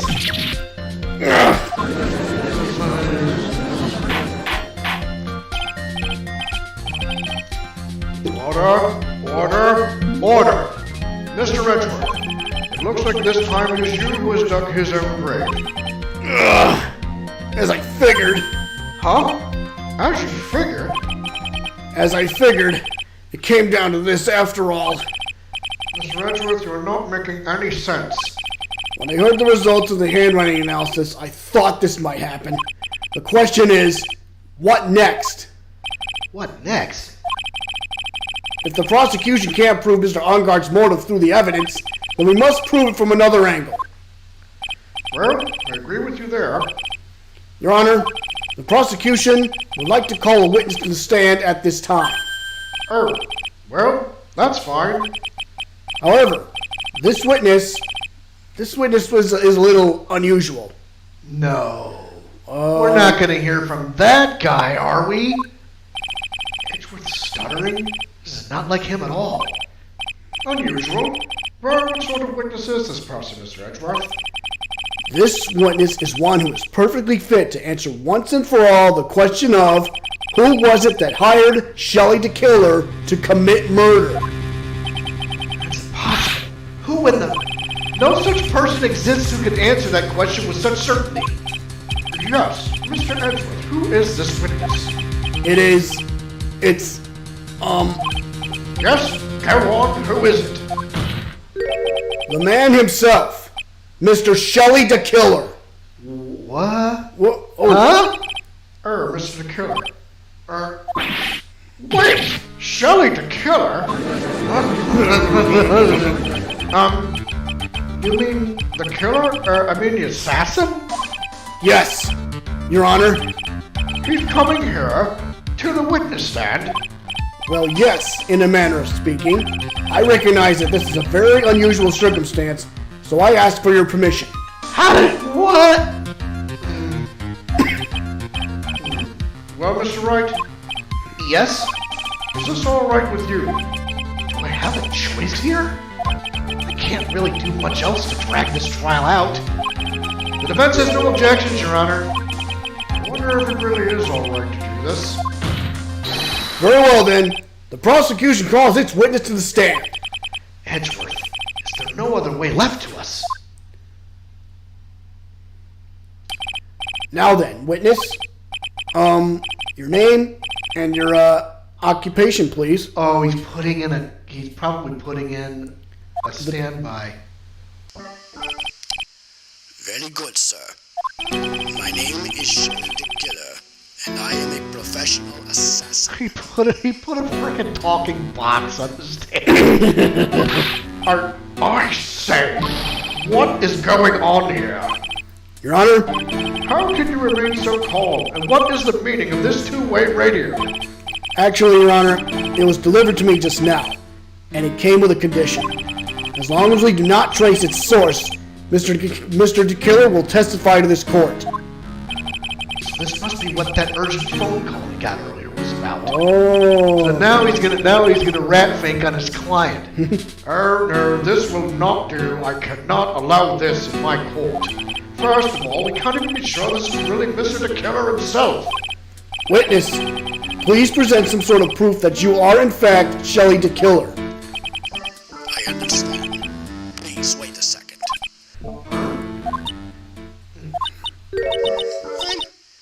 I'm so hungry. Maya! Maya! A voice! Mr. Wright, can you confirm anything from this? The defense has no objections to this person. We are satisfied that this man is indeed Shelley the Killer. Looks like we're running to yet another expected turn of events. Well, doesn't seem like we have too many choices under these circumstances. So, Now then, witness, there is one thing I would like to confirm before we speak of anything else. At the request of a client, you killed Mr. Juan Carita. Is this correct? It is as you say. I did indeed kill Mr. Carita. Now that we have answered that, let's move on to the name of your client. Very well. This is all just a bad dream. Yes, that's it. A bad dream. Shelley the Killer. What is he gonna say? Alright, here we go. About my client. There is something I must first state. To an assassin, nothing is more important than the trust between a client and himself. And that is the reason I am here today on this witness stand. It is my wish that you grasp this concept before I give the name of my client. Okay. Mr. the Killer seems to be a very clever man. I'd almost say he seems to be mocking us. While he may appear to be our enemy, Your Honor, Mr. the Killer is only stating the truth. He is no hypocrite. He has always stood by this one belief. You mean about this trust between his client and himself thing? It seems to be a level of trust beyond what people like me can comprehend. Well, Mr. Wright, are you ready to cross-examine the witness? Yes, Your Honor. There's no way to know what's coming next, so stay cool and collected, Phoenix. Alright, here we go. I guess just tell me what to do. About my client. There is something I must first state. Continue. To an assassin, nothing is more important than the trust between a client and himself. Press. Hold it. The trust between you and your client. I provide my services in a fast and efficient manner. In exchange, I trust that my clients are discreet about me and my identity. If too many people know my face, it will be quite troublesome. That is why you're testifying in this manner. This is the first time one of my clients has ever been accused of murder. I must preserve the particular name so my clients can trust me. Couldn't someone stab you in the back and break your trust? It has never happened before, but if it ever did, Yes? that person wouldn't be my client for very long. They would certainly... That's enough, please, no more. Very well. It was only a hypothetical anyway. And that is the reason I'm here today on this witness stand. Press. Hold it. That seems a little strange to me. I mean, you're about to tell us the name of your client. I would think that this would be very bad for them. It doesn't matter to me. This client has already broken the rules and acted outside of their prescribed role. Their role, which means why he's about to roll on him. This person tried to implicate another of the crime in order to save themselves. And this is a trespass that cannot be forgiven. Who gave you the right to be so high and mighty? To the gentleman who spoke just now, excuse me, but would you care to die? Oh, no, I didn't say anything. Judge better watch himself. It is my wish that you grasp this concept before I give the name of my client. Go back to the second. Oh shit. We don't care about all this stuff. I don't really care about all this extra fluff. Just tell us the name already. Patience. Try to calm down a little. It's important to try and understand his mindset. He seems very steadfast and closed, so you're going to have to work to get him to talk. Not a therapist, you know. So what statement? The second. To an assassin, nothing is more important than the trust between the client and himself. Press it again. Hold it. I provide my services in a fast and efficient manner. In exchange, the trust of my clients are discreet about me and my identity. These are the roles and duties an assassin and his client are to carry out. Sorry, but I was wondering about something you just said. You said that your client had already broken the rules. A person who frames another is the worst kind of human. And that's why you feel you can betray this person. I have no trust relation with the client who can't understand their assigned role. Just my luck. An assassin with a conscience. Who would have figured? Now then, everyone, do you think you can understand my logic? This case just keeps getting better and better. If you can't, then I'm afraid we can't proceed. Everyone understands your point, I think. Really. In that case, I believe I am prepared to disclose the information you seek. You have made it crystal clear that you value trust over all else. I believe we are ready. Excellent. And that is the reason I am here today to swing this stand continue. Now then, I do believe it is about time I reveal the name of my client. Don't you agree? Press. Obviously, hold it. What is it? Now I can't bring myself to ask the client's name. If you can't ask it, Mr. Wright, then I will. Witness. What is the name of your client who requested the murder of Mr. Juan Carita? Am I about to be surprised? I think. But just keep going. That person's name is...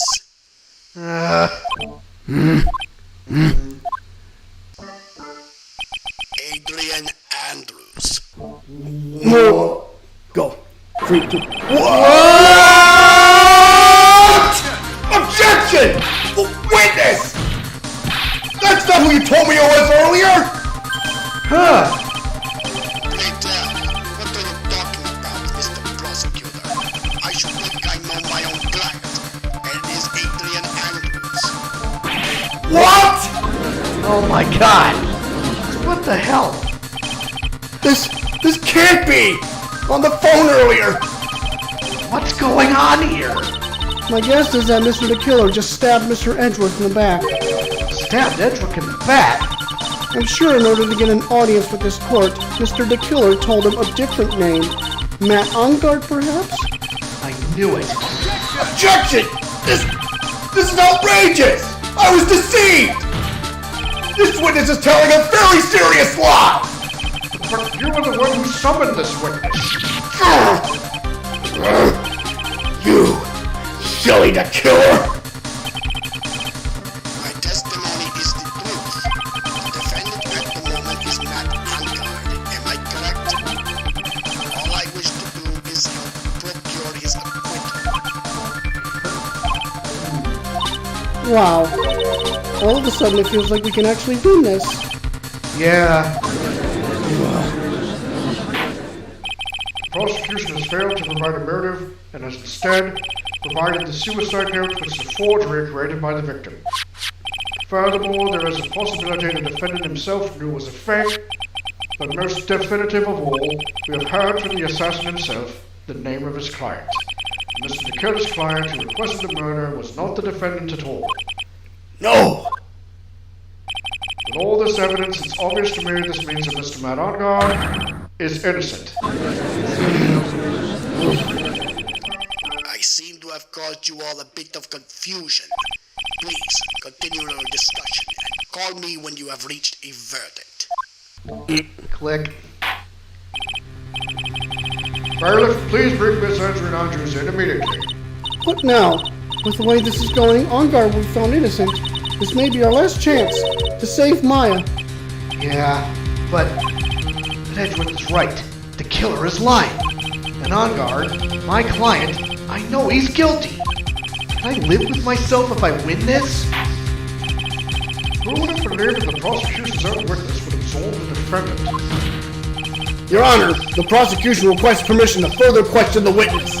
Shelley the Killer is certainly lying under oath. It wasn't me! Listen, everyone, please! That testimony just now, it was all one big lie. Miss Andrews. The suicide note may have been a fake, but that man, Matt, he's the reason Celeste died. And Juan's death, it was all because he got pulled into Matt's twisted world. That testimony just now, you have to believe me, it was a horrible, horrible lie. But Mr. the Killer himself has testified he has named you as his client. No, that's not true. Also, there's quite a bit of evidence that points to you. The knife and button, donning the nickel samurai costume. But that's... You even have a motive. We know that Miss Liston packs a large part in your life. You wanted to follow her, and you wanted revenge against the two who had hurt her. I would say you have plenty of reasons to want them both dead. No! Mr. Wright! You know the truth. Tell them! Tell them the real story. Who the real killer is. Tell them! Please, help me! Yes, I know the truth. Mr. Wright, Yes, Your Honor? I believe we have reached the end of this trial. Therefore, I ask the defense for any final words or opinions. I have to decide. Do I take the not guilty verdict and save Maya? Or do I throw this chance away and wait for Gumshoe's new evidence? What am I supposed to do? Request the trial continue. Phoenix? I can't do it, Mia. I can't accept the not guilty. You are a lawyer. I know. But Matt Ongard is a killer. A murderer. I can't let him get away with this. I can't let someone else take the fall. If I let Ms. Andrews be convicted, then I have no better than Ongard. And even though I don't want to admit it, I have to face the fact that it is because of Edgeworth that I now know the real truth. He could have gotten Ongard convicted so many times over, but he never took a single one of those chances. If I take this verdict right now, I'd be betraying his trust. His trust? Oh. I never thought about it until now. I trust him? Yes, you do. Mr. Wright, your opinion, please. The defense requests that we allowed. The defense requests that we'll be allowed to further question Mr. the Killer. Am I hearing you correctly, Mr. Wright? Right. But that witness has cleared your client through his testimony. Your job here is done. I'm not done yet. To see through witnesses' lies and find the truth. That is my job, Your Honor. There's still more evidence to look at. And I'm sure that once those pieces arrive here in this very courtroom, a miracle will occur. Miracle. Very well, the trial will continue. Mr. Edgeworth, please reestablish connection with Mr. the Killer. Right away, Your Honor.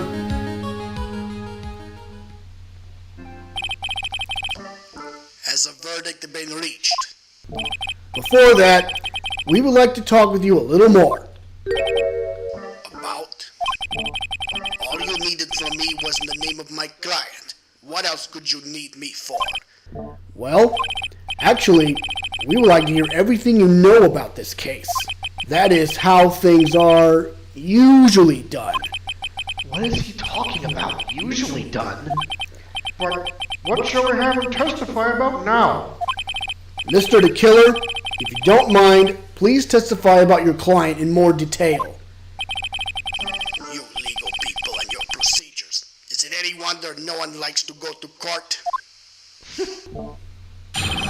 About my client, part 2. As I have already stated quite a few times, Adrian Andrews is my client. However, one thing I simply cannot overlook is tampering with the scene of the crime. My client did it to frame another for the crime, while pretending to be the first person to discover the body and enter the scene. Adrian Andrews already knew from the very beginning that Juan Carida was dead. But even more appalling is the creation and planting of the knife and button. That act is what I was referring to when I said my client had broken the rules.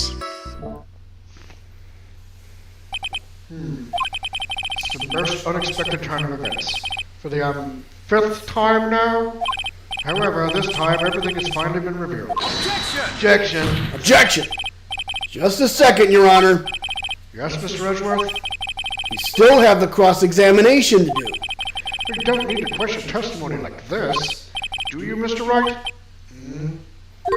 Your Honor, the defense will question the witness, as if I have a choice here. Her? Why? What this witness has said is nothing but beneficial to the defense's case. If you scrutinize the testimony, then... And I'll expose the lies in that oh-so-beneficial testimony, I suppose. I don't understand what's going on anymore. That makes two of us. Any statement you like, go ahead and press. Any stage, huh? As I have already stated quite a few times, Adrian Andrews is my client.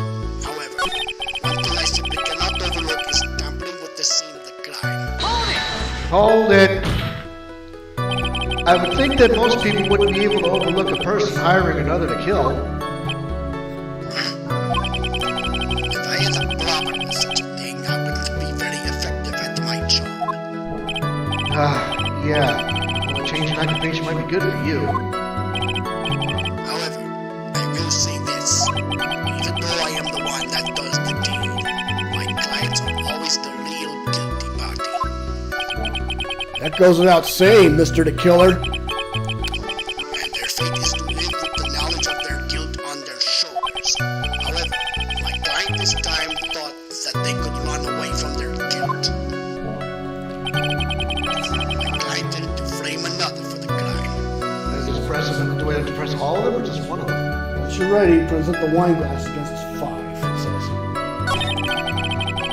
Pretending to be the first person to discover the body and enter the scene, Adrian Andrews already knew from the very beginning that Juan Carita was dead.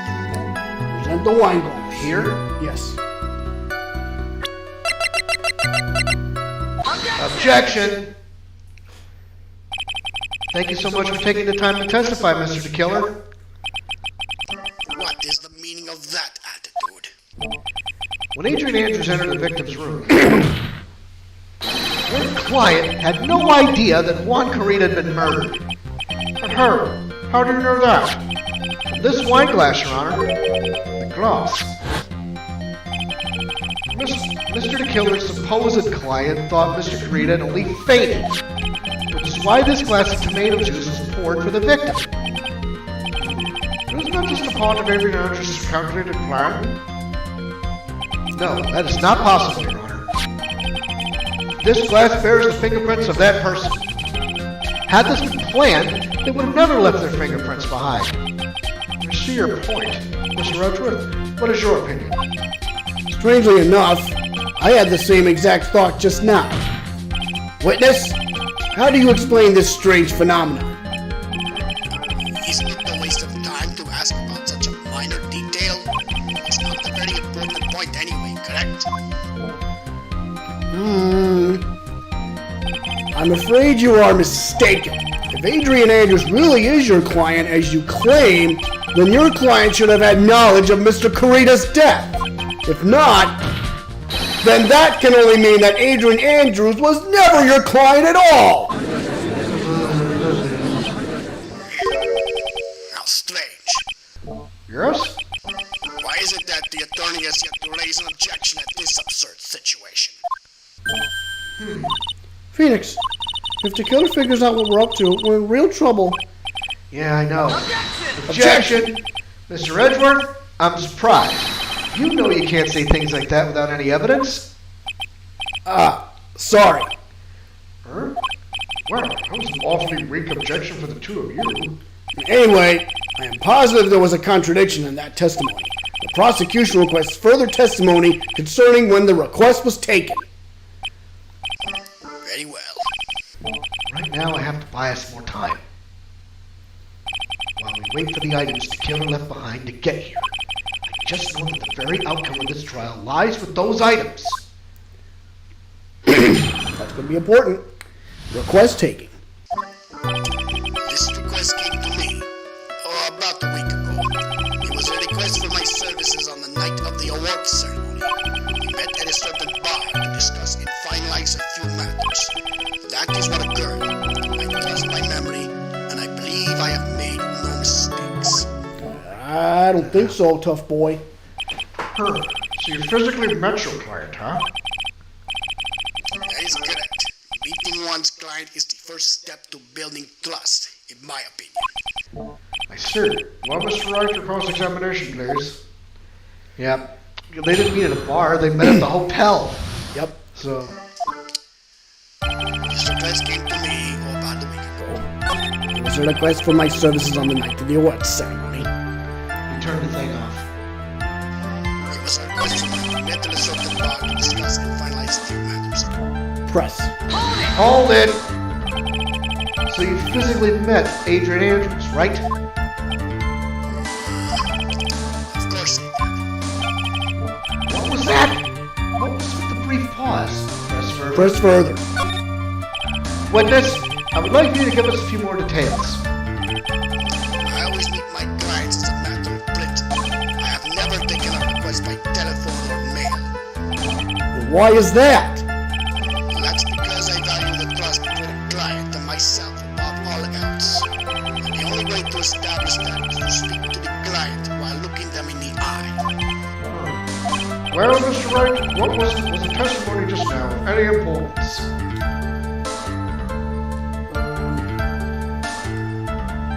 It was very important. Of course.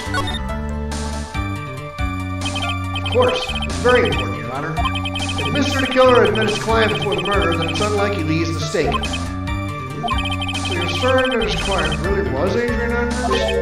I guess so. You see, it is just as I said. So lost. Who the heck am I supposed to be helping here? Calm down, Phoenix. Think carefully and relax. Now then, will the witness please continue? That is what occurred. Trust my memory, and I believe I made no mistakes. So what would I present? This adds a new fourth statement. What? Go back to the first statement. The first or the fourth statement? The bar? When the country press further and then press further again, this adds a new fourth statement. Press again. Hold it. So you physically met Adrian Andrews. Of course I did. What was that? Press further. Witness, I would like you to give us a few more details. I always meet my clients as a matter of principle. I have never taken a request by telephone or mail. Why is that? That's because I value the trust between a client and myself above all else. And the only way to establish that is to speak to the client while looking them in the eye. Well, Mr. Wright, was the testimony just now of any importance? It's not important. Why he meets his clients is not important. That wasn't the point. Witness, please stop sidestepping my questions. What do you mean by that? My question was, did you really meet Adrian Andrews in person? I have already told you, Mr. Knight. I did. It was only through talking with him face to face that I began to trust him. Him? Him. Yes. That's when I thought I can trust this person as a client. True what they say about talking face to face. Well, Mr. Wright, was the testimony just now of any importance? It was very important. Yes. If I heard what I think I heard just now, then I think I've got it. Your Honor, I believe the testimony just now was of the utmost importance. Huh? Really? If that's the case, witness, please include the statement just now in your testimony. Very Very well. well. From the moment I saw him, I thought I can trust this person as a client. So then, let press him? Or present something? Present Celeste suicide note. Yeah, the suicide note. So Present that. present the suicide. Why would I present this? Whatever. It's not gonna, I don't think it's enough. Your Honor, that statement contradicts this evidence. Huh? Does? I don't see anything contradictory. Huh? Really? Objection denied. Try to think before you make accusations, Mr. Wright. Whoops. I think it's small. Actually, no, that's not the statement. That's not the statement? Yeah, keep going. I trust my memory and I believe it. Go back. Go back. The moment I saw him. What? Alright, let me read To the this. loop. Crazy. I saw him present Adrian Andrews' profile. I knew that's what I had to do. Yeah, present her profile. Objection! I would like to go over this one more time. You met Adrian Andrews at a bar and took the request at that time. Yes, that is correct. And that's when you thought he was trustworthy? How many times must I repeat myself? Yes, that is correct. I'm sorry, but that is an impossible tale. What? Shelley the Killer. You have never met the real Adrian Andrews. Whoa! That slimy piece of shit. Yeah, he met him. Why would you say that? Because you made one very big slip up about her. So what is the issue? What did you say just now? About her? If you had ever met Adrian Andrews in person, one look would have told you that she is a woman.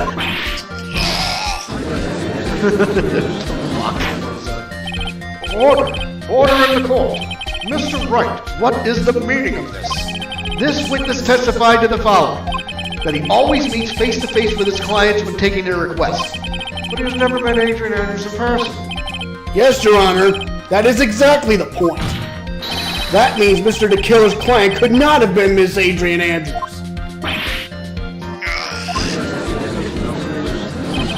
Mr. Edgeworth, I understand your logic on this one. However, why would the assassin make such a basic mistake? I believe it has to do with her name, Your Honor. Her name? Yes, Adrian Andrews is, without a doubt, a very androgynous name. Yes, I see. Luckily for Mr. the Killer, the entire time he was on the stand, no one had stated Adrian Andrews' gender, and so he simply picked the wrong gender to go with. What? What is going on? Shelley the Killer, this court demands an explanation. I think somehow I must have mixed up this client with another. So does that mean you remember something different now? Yes, of course. Please, if you would allow me to testify once more. I know he's just gonna spit out more lies. Very well, but this time please give us the truth and nothing but the truth. Oh, I jumped ahead, that's why. That was my mistake. So Yeah. here we go. Request taking part 2. Yes, now that I remember, I took that request by mail. There have been times when I took a job without having met my client. The request was for the murder of one Frida and 2 or 3 other smaller names. When I saw the name at the end of the letter, I thought my client to be a man. Almost there. So you took this job through a letter. He didn't mention anything about a letter in his earlier testimony, which means he is definitely lying. Be careful, Phoenix. If you break the assassin's testimony completely, it's over for us. I know, I can't make him suspicious, but I think we're okay. Like we can do this. As long as he's standing there across from me, no matter how strong of a punch I throw, he'll counter it.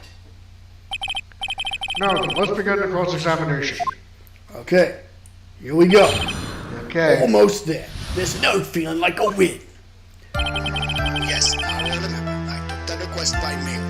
Go. There have been times when I took a job without having met my client. Go.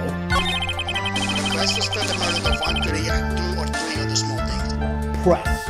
What 2 or 3? Hold it. 2 or 3 other things. Yes. And what were these other things? A few other things that have nothing to do with this case. Yeah, they do. What should I do? Should I let him slide with that?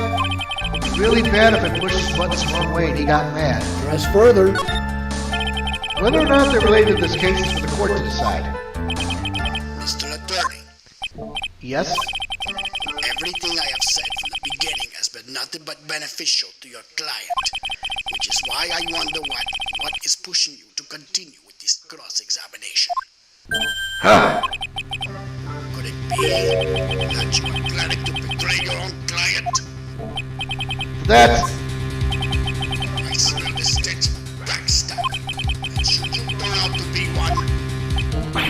Wait! Uh-oh. This is looking really bad. I shouldn't trust my luck. Right, I have to think. Is this worth pursuing? Let it... I almost say let it go, but... It's telling you to press forward. Okay. Witness, this is a very important matter. Please cooperate and tell us what these other jobs are requested.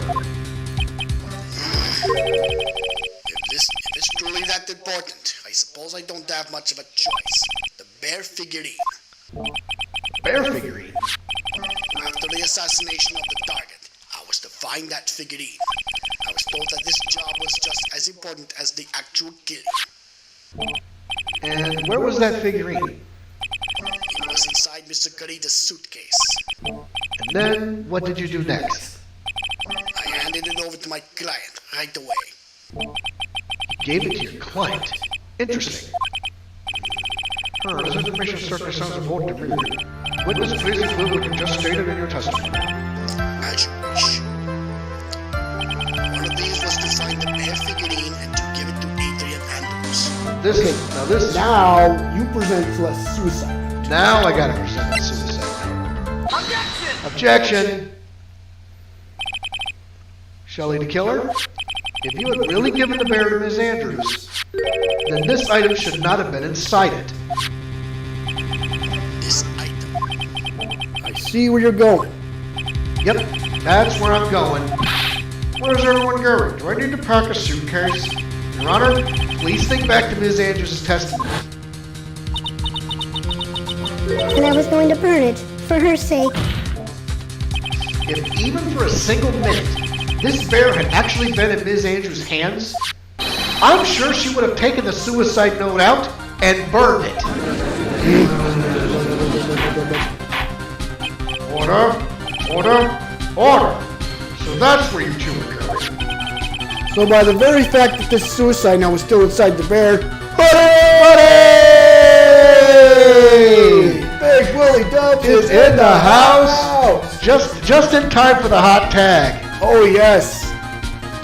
Well, Will, you couldn't have come at a better time. This case has been bonkers. It's absolutely bonkers. So by the very fact that the suicide note was still inside the bear, It tells us that your client didn't know how to disassemble the puzzle. Which means... It means, Your Honor, that it is impossible for Adrian Andrews to be the client.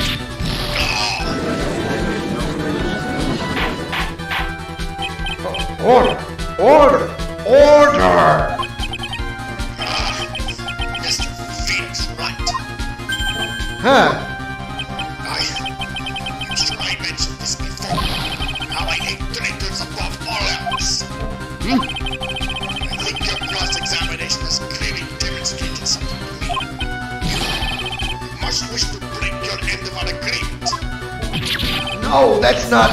That's enough. That is your intention. There is only one thing for me to do.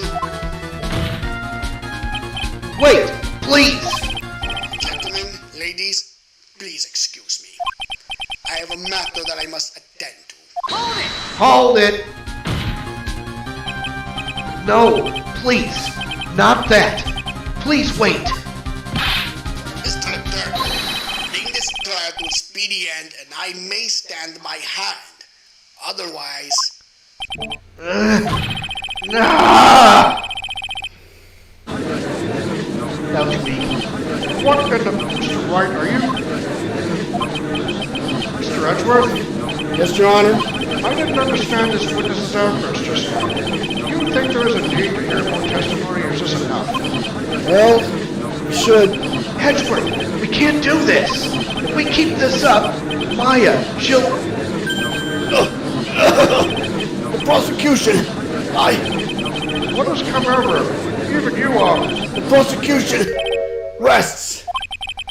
What is going on around here? The prosecution has no further questions, Your Honor. What? Uh-oh. Well, never thought I'd see the day. It's a most unusual situation. If the prosecution rests with no further questions, then the prosecution has failed to uphold its stance. If that is the case, then even though I am reluctant, I must believe that Mr. McKiller's testimony is accurate. That would mean that Shelley the killer's client is Adrian Andrews. Mr. Wright? Yes, Your Honor. If I end the trial here, right now, then your client, Matt Angard, will be declared innocent. In this place, Adrian Andrews will be charged with murder. It's Andrews. Charged with murder. Oh no. The prosecution has no further questions, so now we will hear the defense's final remarks. Bailiff, please bring the defendant, Matt Angard, to the stand. The items from the killer's hideout didn't make it in time. We tried as hard as we could, but it looks like our time has run out. I can't believe it. The outcome now lies in your hands. Alright. So. Alright, here we go. Dude, did the old guy finally decide? To be honest, I can't think of you as a truly innocent and good person. You've done enough evil to drive a woman to suicide. But, at least on the charge of murder, it would appear you are innocent. Ha! So, I guess even the old fuddy-duddy figured me out. Mr. Angard, What an atrocious lawyer I have, giving his own client up like this. And that refreshing like a spring breeze crap is just as atrocious, don't you agree? Anyway, get on with it and pronounce me innocent already. Right, Mr. Lawyer?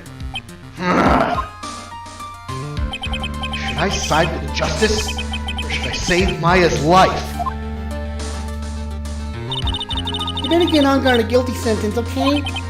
But if I did that, Maya will die. If I say he's innocent, Ms. Andrews will be charged as the murderer. Do I say he's guilty or not guilty? Up to you. Either choice I make, someone's life is going to end. It all hinges on what I choose.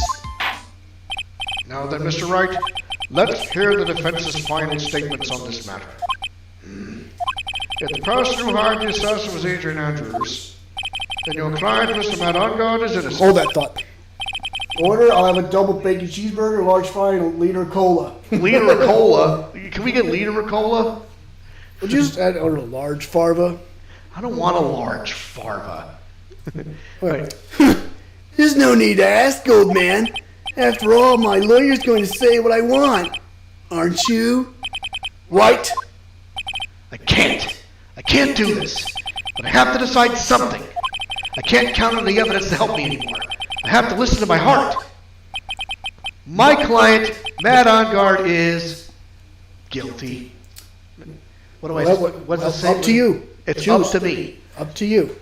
Whatever you want. Okay, it's double bird morphin time. Guilty.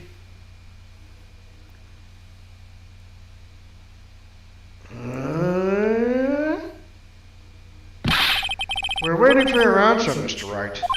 Matt Angard, your client deserves an answer. Maya, I'm sorry. Matt Angard is... Ow! Hurt! Einsprach! What? No, Von Karma! Franziska von Karma! What are you doing here? What are you doing? Ow! You see now, don't you, Mr. Phoenix Wright? This is exactly why you should never take your eyes off of that scruffy fool! Did you bring them? The final pieces? Do you have them? You should know better than to ask that, Mr. Miles Edgeworth. Von Karma is perfect in every way. The evidence is here in perfect condition. Don't worry about Scruffy. He's fine, and his injuries are minor. All of the items are inside this. What a filthy old coat this is. That's gumshoes. I can spot his tattered rags anywhere. I apologize for its ugliness, but there was nothing else to wrap the items in. I fought long and hard this whole trial, all for what is inside that raggedy coat. I'm sure that inside that coat lies a crucial piece of evidence. Your Honor, inside that filthy coat are the defense's final pieces of evidence. The final evidence?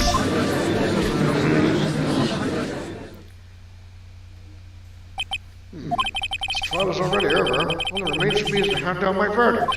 I do not believe that any evidence presented now would change the outcome of this trial. Objection! Your Honor, it is our duty to examine every piece of evidence, down to the last. I request that Ms. Von Karma be allowed to present these pieces of evidence. I suppose you're right, Mr. Edgeworth. I grant permission to do so. However, this one obvious rule applies here. If these items do not bring up any new points, then they will not be accepted by this court. Now, Ms. Von Karma, if you please. These pieces of evidence are items left by the killer during his escape from the police. It's been quite a rush. Yes, Your Honor. The killer left 3 pieces of evidence. Somewhere among the evidence we're about to see, there will be something that will turn this whole situation around. Like a miracle. Yep, I'm sure of it. That is all we can hope for. The first item is a pistol. Does the killer's pistol have anything to do with this case? And all more details. So we want Ask for more details. Does that pistol have any relation to this case? We have yet to perform a ballistics test, so I can't say anything for certain. However, I believe it has something to do with this case. At least with me. That's the pistol that he used to shoot you, isn't it? Took you long enough. That's what I believe, yes? Jesus, sorry. Yeah, we've been so busy, man. Oh. I kept the bullet so removed from my shoulder as a sort of memento. I'm sure it would be an excellent sample for the test. So that's the pistol that was used to shoot Francisca. It's probably not going to help us very much. I don't think so.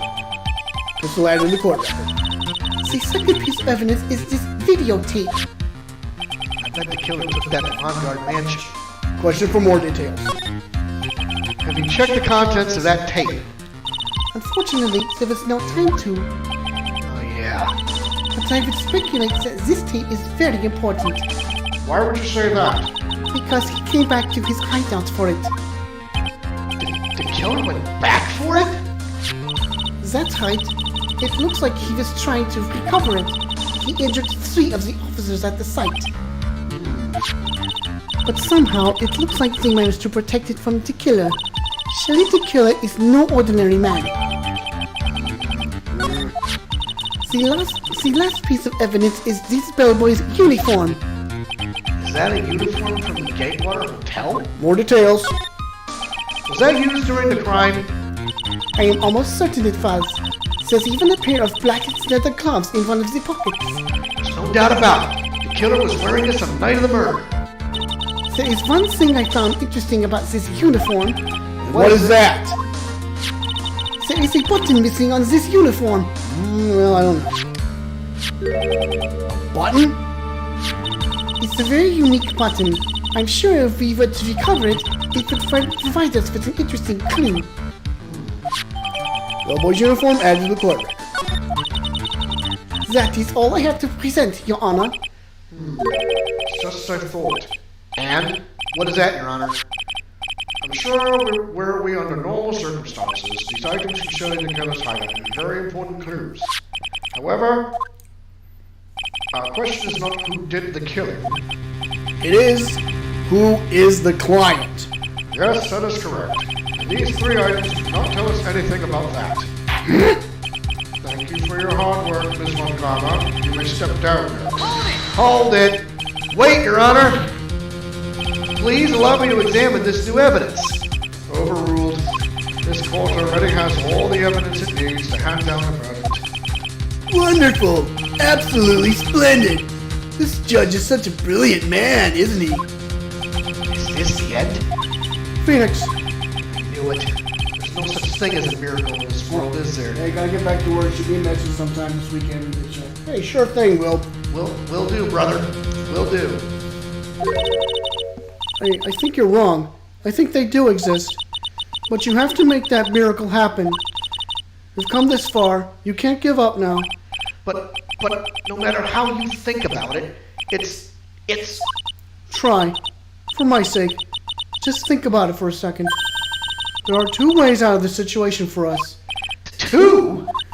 There's only two ways this can end, and in both of them, you die. The first,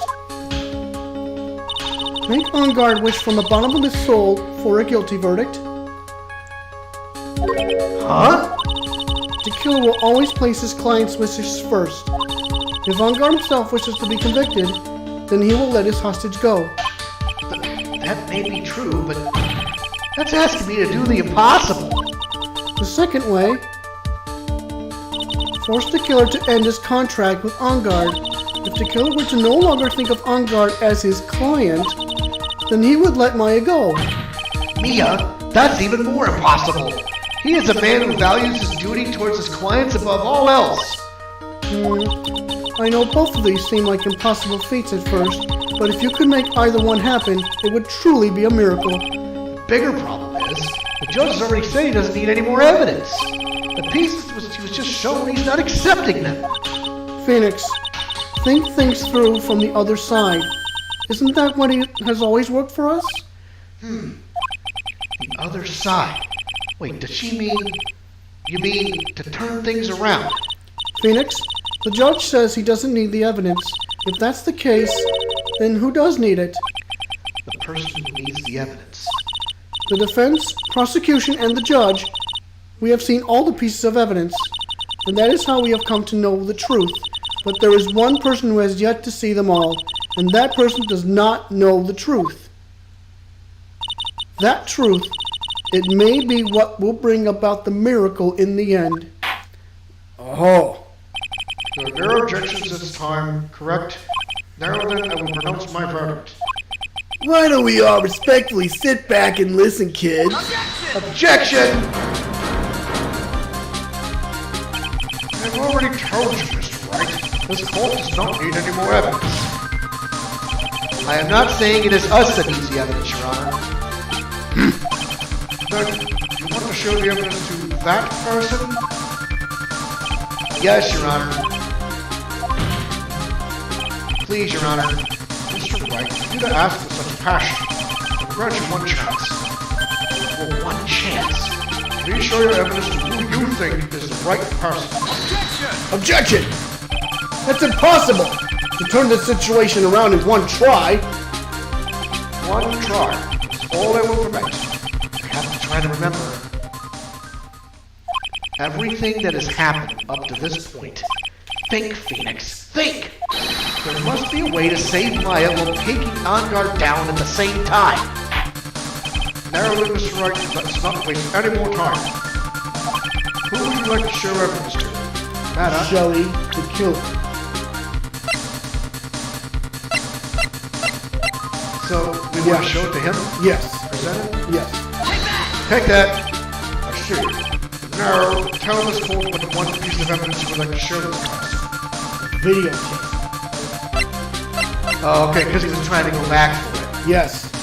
Now remember the conversation between you and On Guard at the detention center when he revealed himself to be... Yep. Well, what do you think, Mr. Edgeworth? I think there is some merit in showing this evidence to that witness. Bailiff, please bring in the transceiver from earlier. All right. Looks like I managed to convince him. I know why we gotta do this now. Maya, she's okay, right? Didn't I tell you to concern yourself with bringing about a speedy end to this trial? Now, if I understand correctly, you wish to show me one piece of evidence. Yes. One is all I need. I have here a videotape. It's found at your hideout. I heard you injured 3 officers in your attempt to get this back. That was most regrettable. However, it was an order from my client. I was told to protect that videotape. Thought so. I'm afraid I seem to have failed in that regard. Do you know the contents of this tape? I'm strictly told by my client not to watch it, so I have absolutely no idea. Actually, you are on this tape.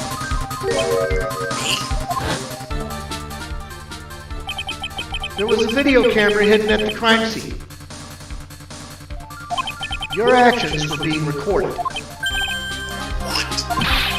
that true, Mr. Wright? Who was it that planted a gun? Well, the only person who could have placed a camera at the scene of the crime would be your client, naturally. That was Adrian Evans. Be quiet and listen, Your Honor. Yes, sir. Your client specified a place and time for you, isn't that right? Yes. That was so they could film you. I had no idea. Mr. Wright, why would my client do such a thing? I would like to know why. Why did Matt Asgard film the crime scene? The reason why he did that is my ticket out of this whole mess. There's only one reason why your client would secretly film the crime scene. They wanted blackmail on Aha! See? you. Your client once told me something very interesting. We were talking about you, and this is what they said. But I'm no weakling. I don't believe anyone, least of all assassins. Oh, come now, Mr. Wright. Assassins aren't above blackmail. See? Yes, that's where the video comes in. With that, I can keep him at bay and even blackmail him if I want. There we go. Your client didn't trust you at all. They were thinking of using this video to blackmail you. What do you have to say to that, Shelley the Killer?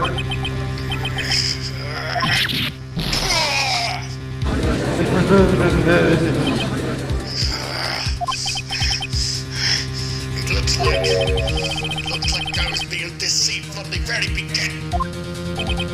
Yes, by a natural. That is the kind of person they are. Your client is a person who only thinks and plots of how to use the people around them to protect themselves from any and all dangers that may arise. That is the true nature of your client. I have one question for the witness. Yes. You told us one thing numerous times during your testimony. You said that you detest traitors most of all. Yes, that's right. But what if that traitor was your own client? What would you do then? That's obvious. I would break our contract in that case.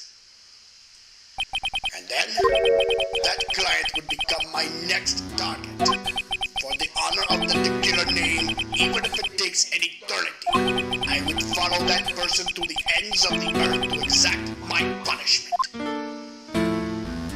Oh, Oh. I see. That's all I wanted to know. So the traitor becomes the killer's next target.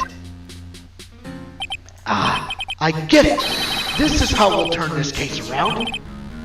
Mr. Wright, Yes? my contract with my client is over as of now. I seem to have a new job on my hands.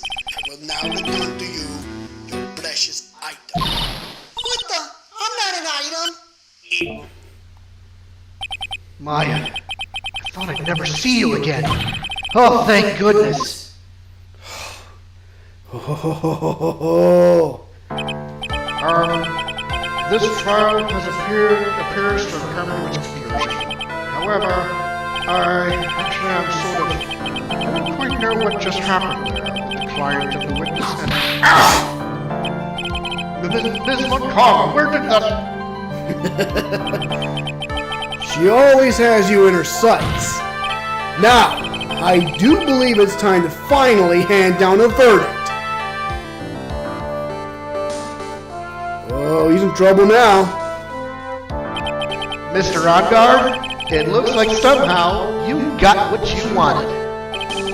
You will finally receive the acquittal you wanted so badly. You should be happy. But before that, I would like to make one final statement. Sometime in the near future, one very betrayed assassin may appear before you. Needless to say, that man is very good at what he does. I'm sure you would understand what I mean if you watch this video. Help me! Now then, Your Honor, the verdict, if you please. Is this alright with you, Mr. Wright? We have finally reached the end of a very long battle. Whether he's convicted or acquitted, there's no escape for him now. Go on, Phoenix. Plead whichever way your heart tells you. Right, Chief. Plead guilty. Hammer him. Matt on guard? Ugh. Even though I am a lawyer, I cannot make your crime disappear. I think a guilty verdict is appropriate here. Me? My wonderful self? Guilty? Even if you got an acquittal, the instant you set foot outside the detention center, your life would be in danger. No matter which way you look at it, you can't run away from your crime anymore.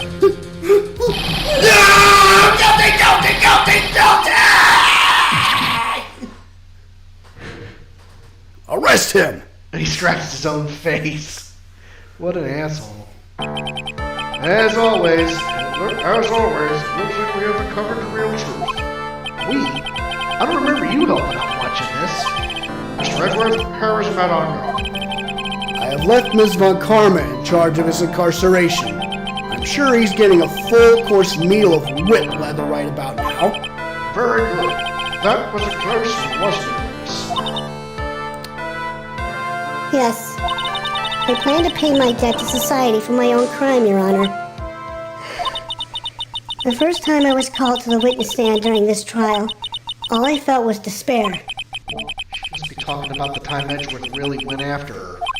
I guess she's trying to forgive him for what he did. This witness, how should I put this? She has an illness. If you're going to say you would choose death, that is of no concern to me. But after that, when I was alone at the detention center, that's the first time I really saw myself for who I am. And today, when the two of you used your combined strength to convict Mac, I felt like I had finally been saved. Wow, it's the first time I've ever seen her smile. I am really happy that you two were in charge of this case. I really don't know how to express how I feel at this moment. This is the first time I felt comfortable with myself, with who I am. Thank you so much, everyone. Oh, how cute. It looks like we have resolved everything at last. As for myself, there's still a few things I'm confused about. But everyone seems to be in good spirits. That is good enough for me. That is all. This court is adjourned. Finally. Finally! It's over. March 23rd, 5:14 p.m. District Court, Defendant Lobby number 3. You were great out there, Phoenix. What I did out there was right, wasn't it? This is the first time you've not gotten your client off. You got them a guilty verdict this time. But you have to look past all that to what's really important. You now realize that there is something more than just getting a not guilty, right? Yes, I understand now. Phoenix, think back for a second. Think to the moments before Ms. Von Karma arrived with the final pieces of evidence. Think about the incredible decision you had to make.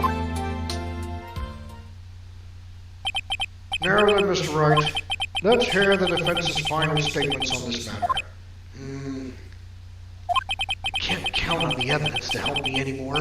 I have to listen to my heart. Should I side with justice? Or should I save Maya's life?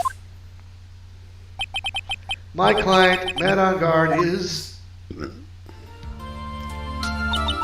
Is he guilty, or is he not guilty? Those were your choices then. And your answer? Your answer spoke to what being a lawyer means to you. Right. Edgeworth. I have good news. Maya is now safe in police custody. Really? Girls. You're telling us the truth, right, Mr. Edgeworth? Yes, she's quite safe. She's on her way here as we speak in a patrol car.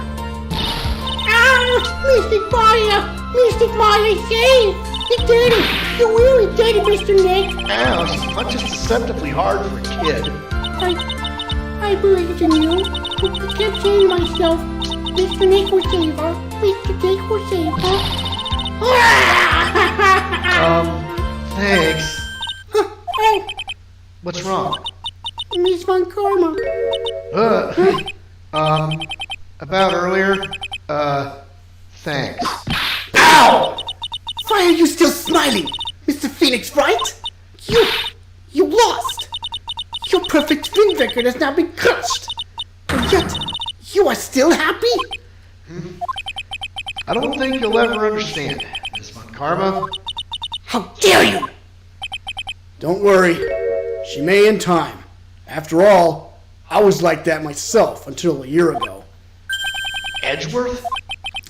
For my own personal victories and for guilty verdicts, I used every dirty trick in the book, and so my win record remained spotless. But a man appeared and stood fast against that selfish me. I fought him in my usual manner and tasted my first defeat. I felt like I had lost everything because of that. And then it was my turn to sit in the defendant's chair. And I was saved by that person I called my enemy. I couldn't forgive myself for all that had happened. So I left the prosecutor's office. And I left that note. Prosecutor Miles Edgeworth chooses death. As well as you should have. A prosecutor who has shamed himself with defeat should crawl into a hole and die. That was not what happened.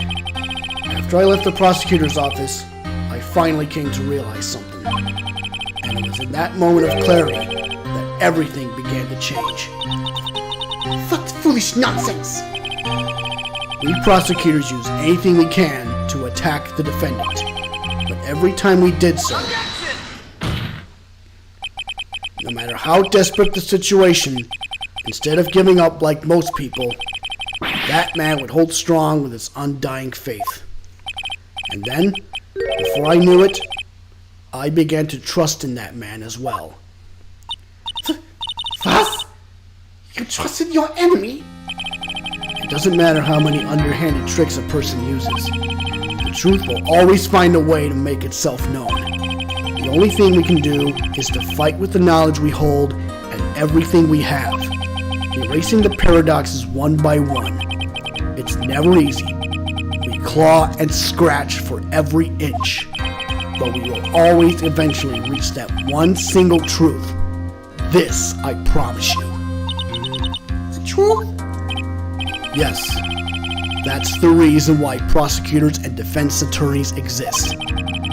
But I'm sure you knew that already, didn't you, Wright? That's why you couldn't forgive me. This man who went into hiding. Isn't that right? This man who only had his sights set on victory, who ran away into the night. Oh, is Mr. Edgeworth right, Mr. Nick?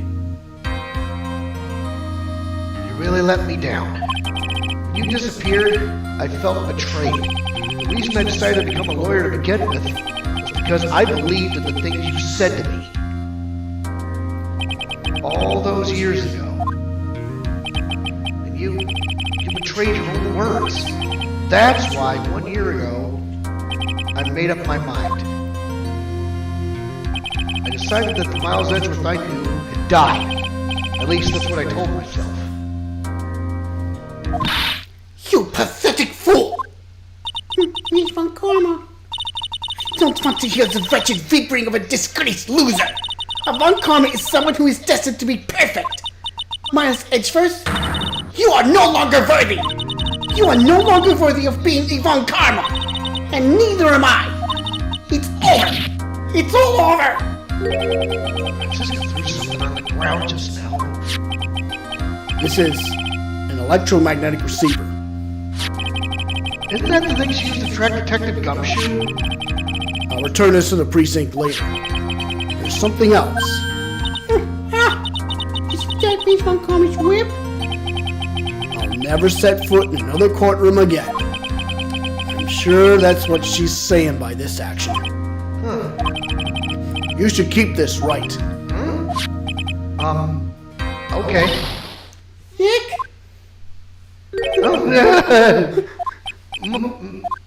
Maya! Nick! Mystic Maya! Mystic Maya! Reunited and it feels so good. We are the world. This is good shit. Oh, Nick, I knew you would come through. You got on guard convicted, like I knew you would. And on top of that, you even rescued me. Well, of course I did. Knew I would never desert you. You sure pressed our luck this trial. You're really lucky to be standing here. Whatever. Look, it's over, okay? Besides, if I did croak, I would just come back and haunt you like a bad ghost through Pearly. Is it really that easy to do something like that? Thanks a lot, Nick. Don't mention it. Maya, Oh, Mr. Edgeworth. I'm relieved you're all right. Hey, it looks like you've made some real progress, Mr. Edgeworth. Well, I suppose I'm a little different from who I was a year ago.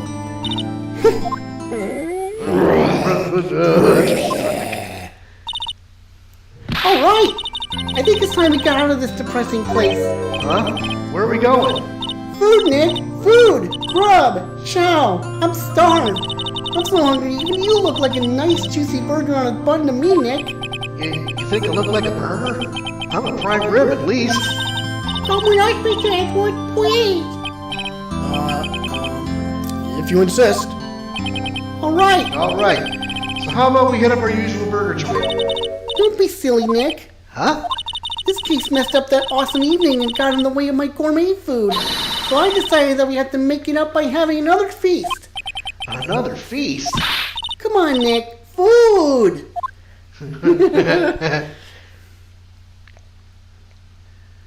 Meanwhile, 23rd, 7:38 p.m., Gatewater Hotel, hotel lobby. Hey, pal. Sorry to keep you guys waiting. Gumshoe, are you alright? Yeah, but I'm really embarrassed. I didn't think I would hit a telephone pole of all things. Telephone pole? It wasn't a red light that got him. you did it again, city boy. I felt like my dear old heart was going to give out on me, and I ain't joking. Yeah, it was more exciting than the very last episode of The Steel Samurai. Thanks.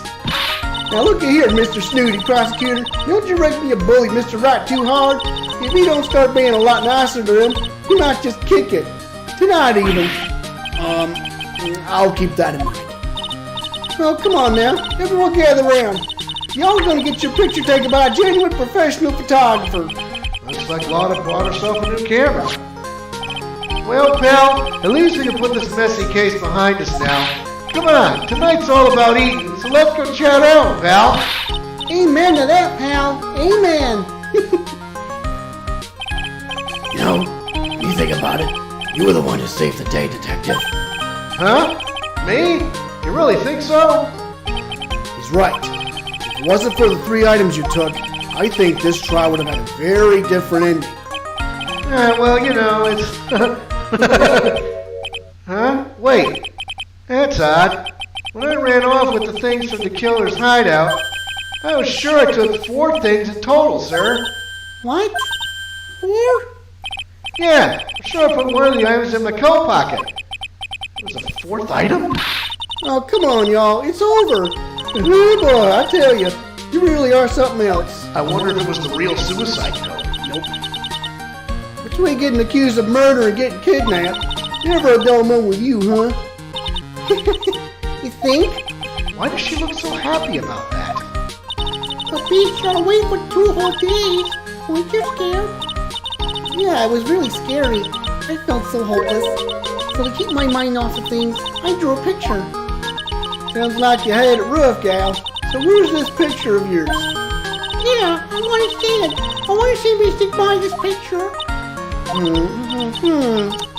You know, I don't know where it went. Aw, that's too bad. Maybe it's Gumshoe's coat pocket. Think. Well, it's alright. It wasn't anything important anyway. Sure is nice to finally see both of them smiling again. Transition. What is it, Edgeworth? This thing is picking something up. That's Miss Montgomery's receiver. Yeah, thanks to her, I had the most awful experience of my life, sir. I can't believe she stuck a tracking device on me. That's odd. Even though you're standing right here, the tracking device seems to be in a different location. Oh, probably busted or something, sir. Well, it doesn't matter. I'm afraid it's about time for me to excuse myself. I still have some work to do. Huh? Mr. Edgeworth, you haven't eaten anything yet. You've eaten way too much, glutton. I had fun tonight.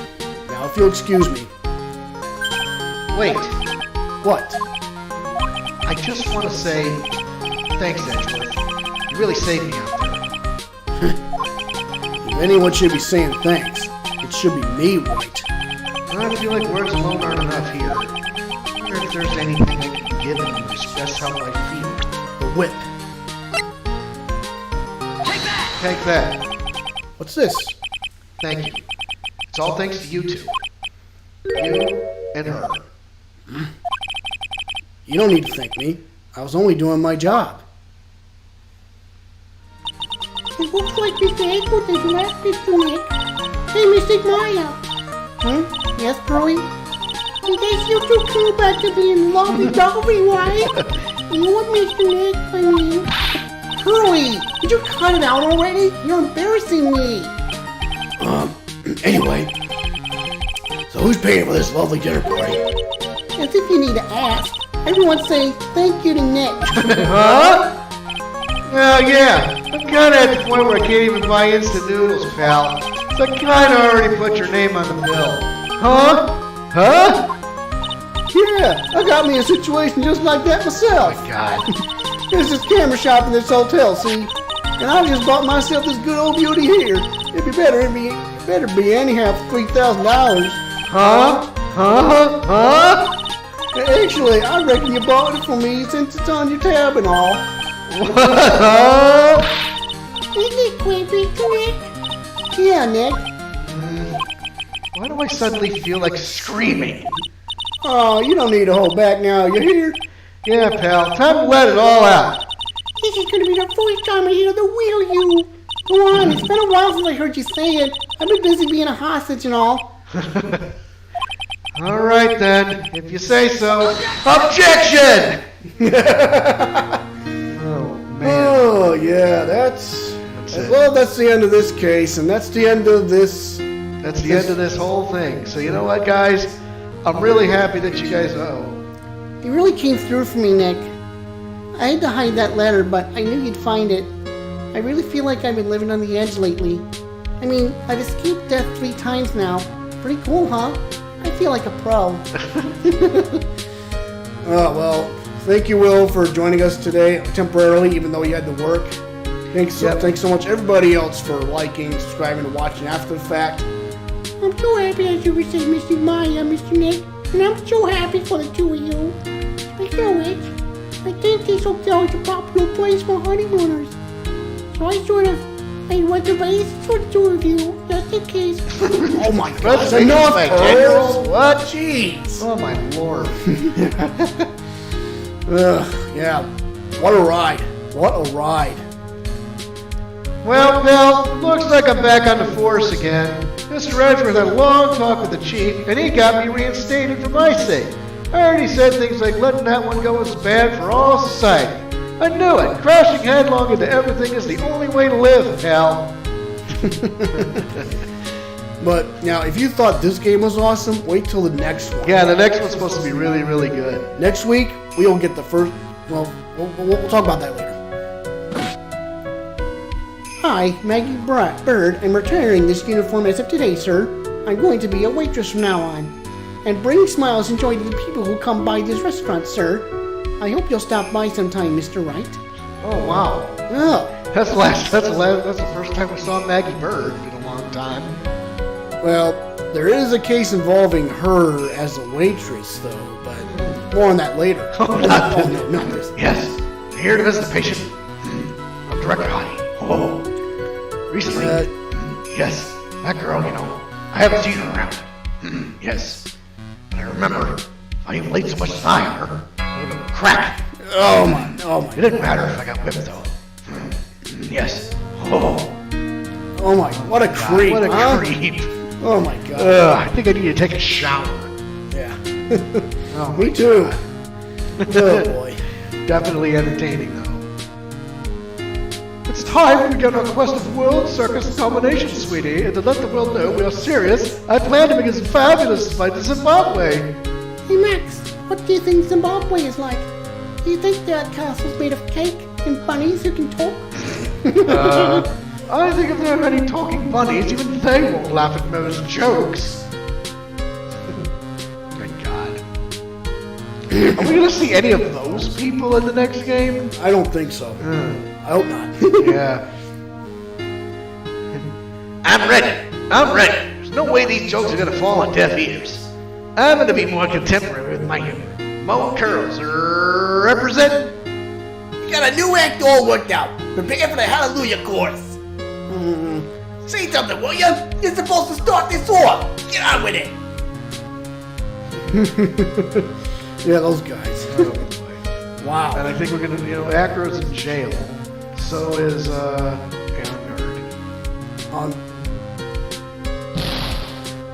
What is this? Brad, it's just ordinary electric razor recharging this stand. I can't believe this. Really? How long did he plan on making me do this? But it's a Pooh's idea, so that means it must have a deep hidden meaning.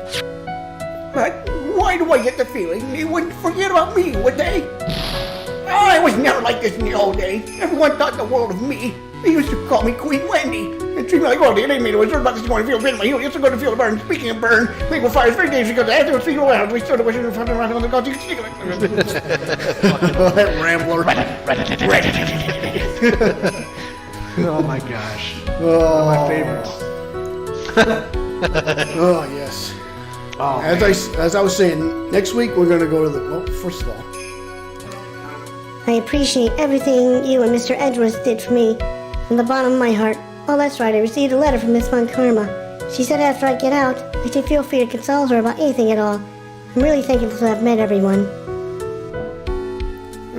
that's cute. Yeah, so good to see her happy after all she's Yep, been. after all this crap. Here you go. It has become difficult for me in this country as of late. As such, I will take a short leave of absence. If you would like to request my services, please be sure to visit my homepage. And we both be blessed with longevity.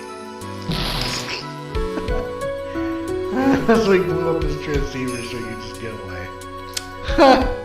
Jesus. What a cast of characters, though. Yeah. I tell ya. I wonder if Vanguard's going to be there to show up. I don't think so. All right. Meanwhile, March 23rd. This is the after credit scene you were talking about. yeah, I right? think so. Internet- March 23rd, 9:42 p.m. International departures, gate 12. Where are you going, Francisca? How did you know I was here? With this. That's... I heard you were planning things on a certain person. Things like tracking devices in his coat, for example. That's just like you. I only planted it there because he was always wearing it.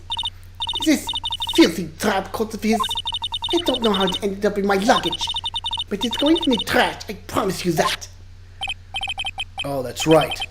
Speaking of that, man, you told me something very interesting. When I ran off with the things from the killer's hideout, I was sure I took 4 things in total, sir. 4 things? It seems he put the last one in his coat pocket. He puts it in here? It doesn't matter anymore. The case is already over. What are you gonna do now? That's none of your business. Are you running away? Shut up! You don't understand a thing. You can't possibly understand what it means to be Manfred von Karma's daughter. Franziska, So many expectations from everyone around me. Expectations I must fulfill. I'm expected to win no matter what. And failure? Such a thing is not an option for me. My father was a genius. There's no doubt about that. But me? I'm no genius. I've always known that. But I had to be one. I had to. you may not be a genius like your father, but you are a prosecutor. You have been and always will be. No, I'm not. Not anymore. I even saw my whip away. Speaking of that, Wright gave me this to hold on to. Right. You knew something like this would happen, didn't you? I'm gonna say this again. We prosecutors do not fight for personal honor or pride. I hope you will think deeply about what you should be striking down with that whip. You haven't changed a bit.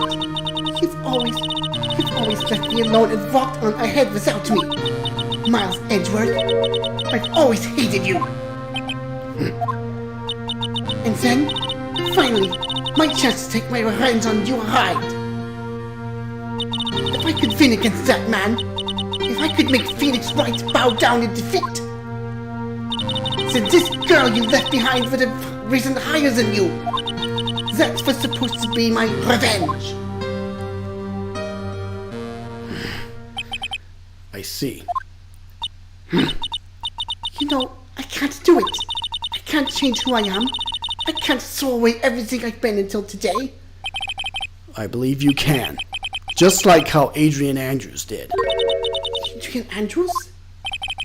You're going to use her during the trial, right?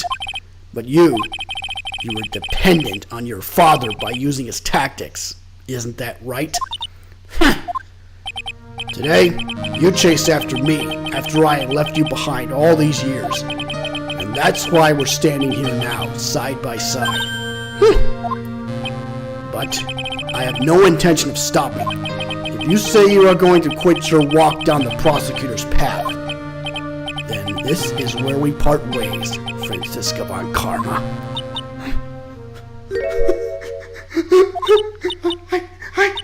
I am Franziska von Karma. Don't think I'm going to walk in your shadow forever. Our battle begins now. So you had better prepare yourself, Miles Edgeworth. Poor Franziska. All right, there you go. She's right. I guess She's taking off. she took off. Phoenix Wright. One day, someday, I'm sure we'll meet again in battle. Until then, this last piece of evidence that never made it to you, I'll take good care of this fourth piece, so I can give it to you when at last we meet again. What is it? Can I find out? I think, I think so. Let's see what it is. Oh my lord! It's the doodled card! Oh, I don't believe it! he's a target now. What? Oh shit. Uh-oh, well, I don't... Oh no. Oh no. Well, that's the end of that. Well, there you go. Well, folks, what an episode, what a game, what an unbelievable story. Yeah. So- let's go ahead and save that. Oh, never mind. No, okay. Okay, so, folks, I'm gonna process that for a bit, but tune in next week. Just same as this week. We will begin our brand new case in our brand new game. We'll be playing the first case of Trials and Tribulations. yes, and you're gonna want to stay tuned for that. 'Cause Oh, yeah.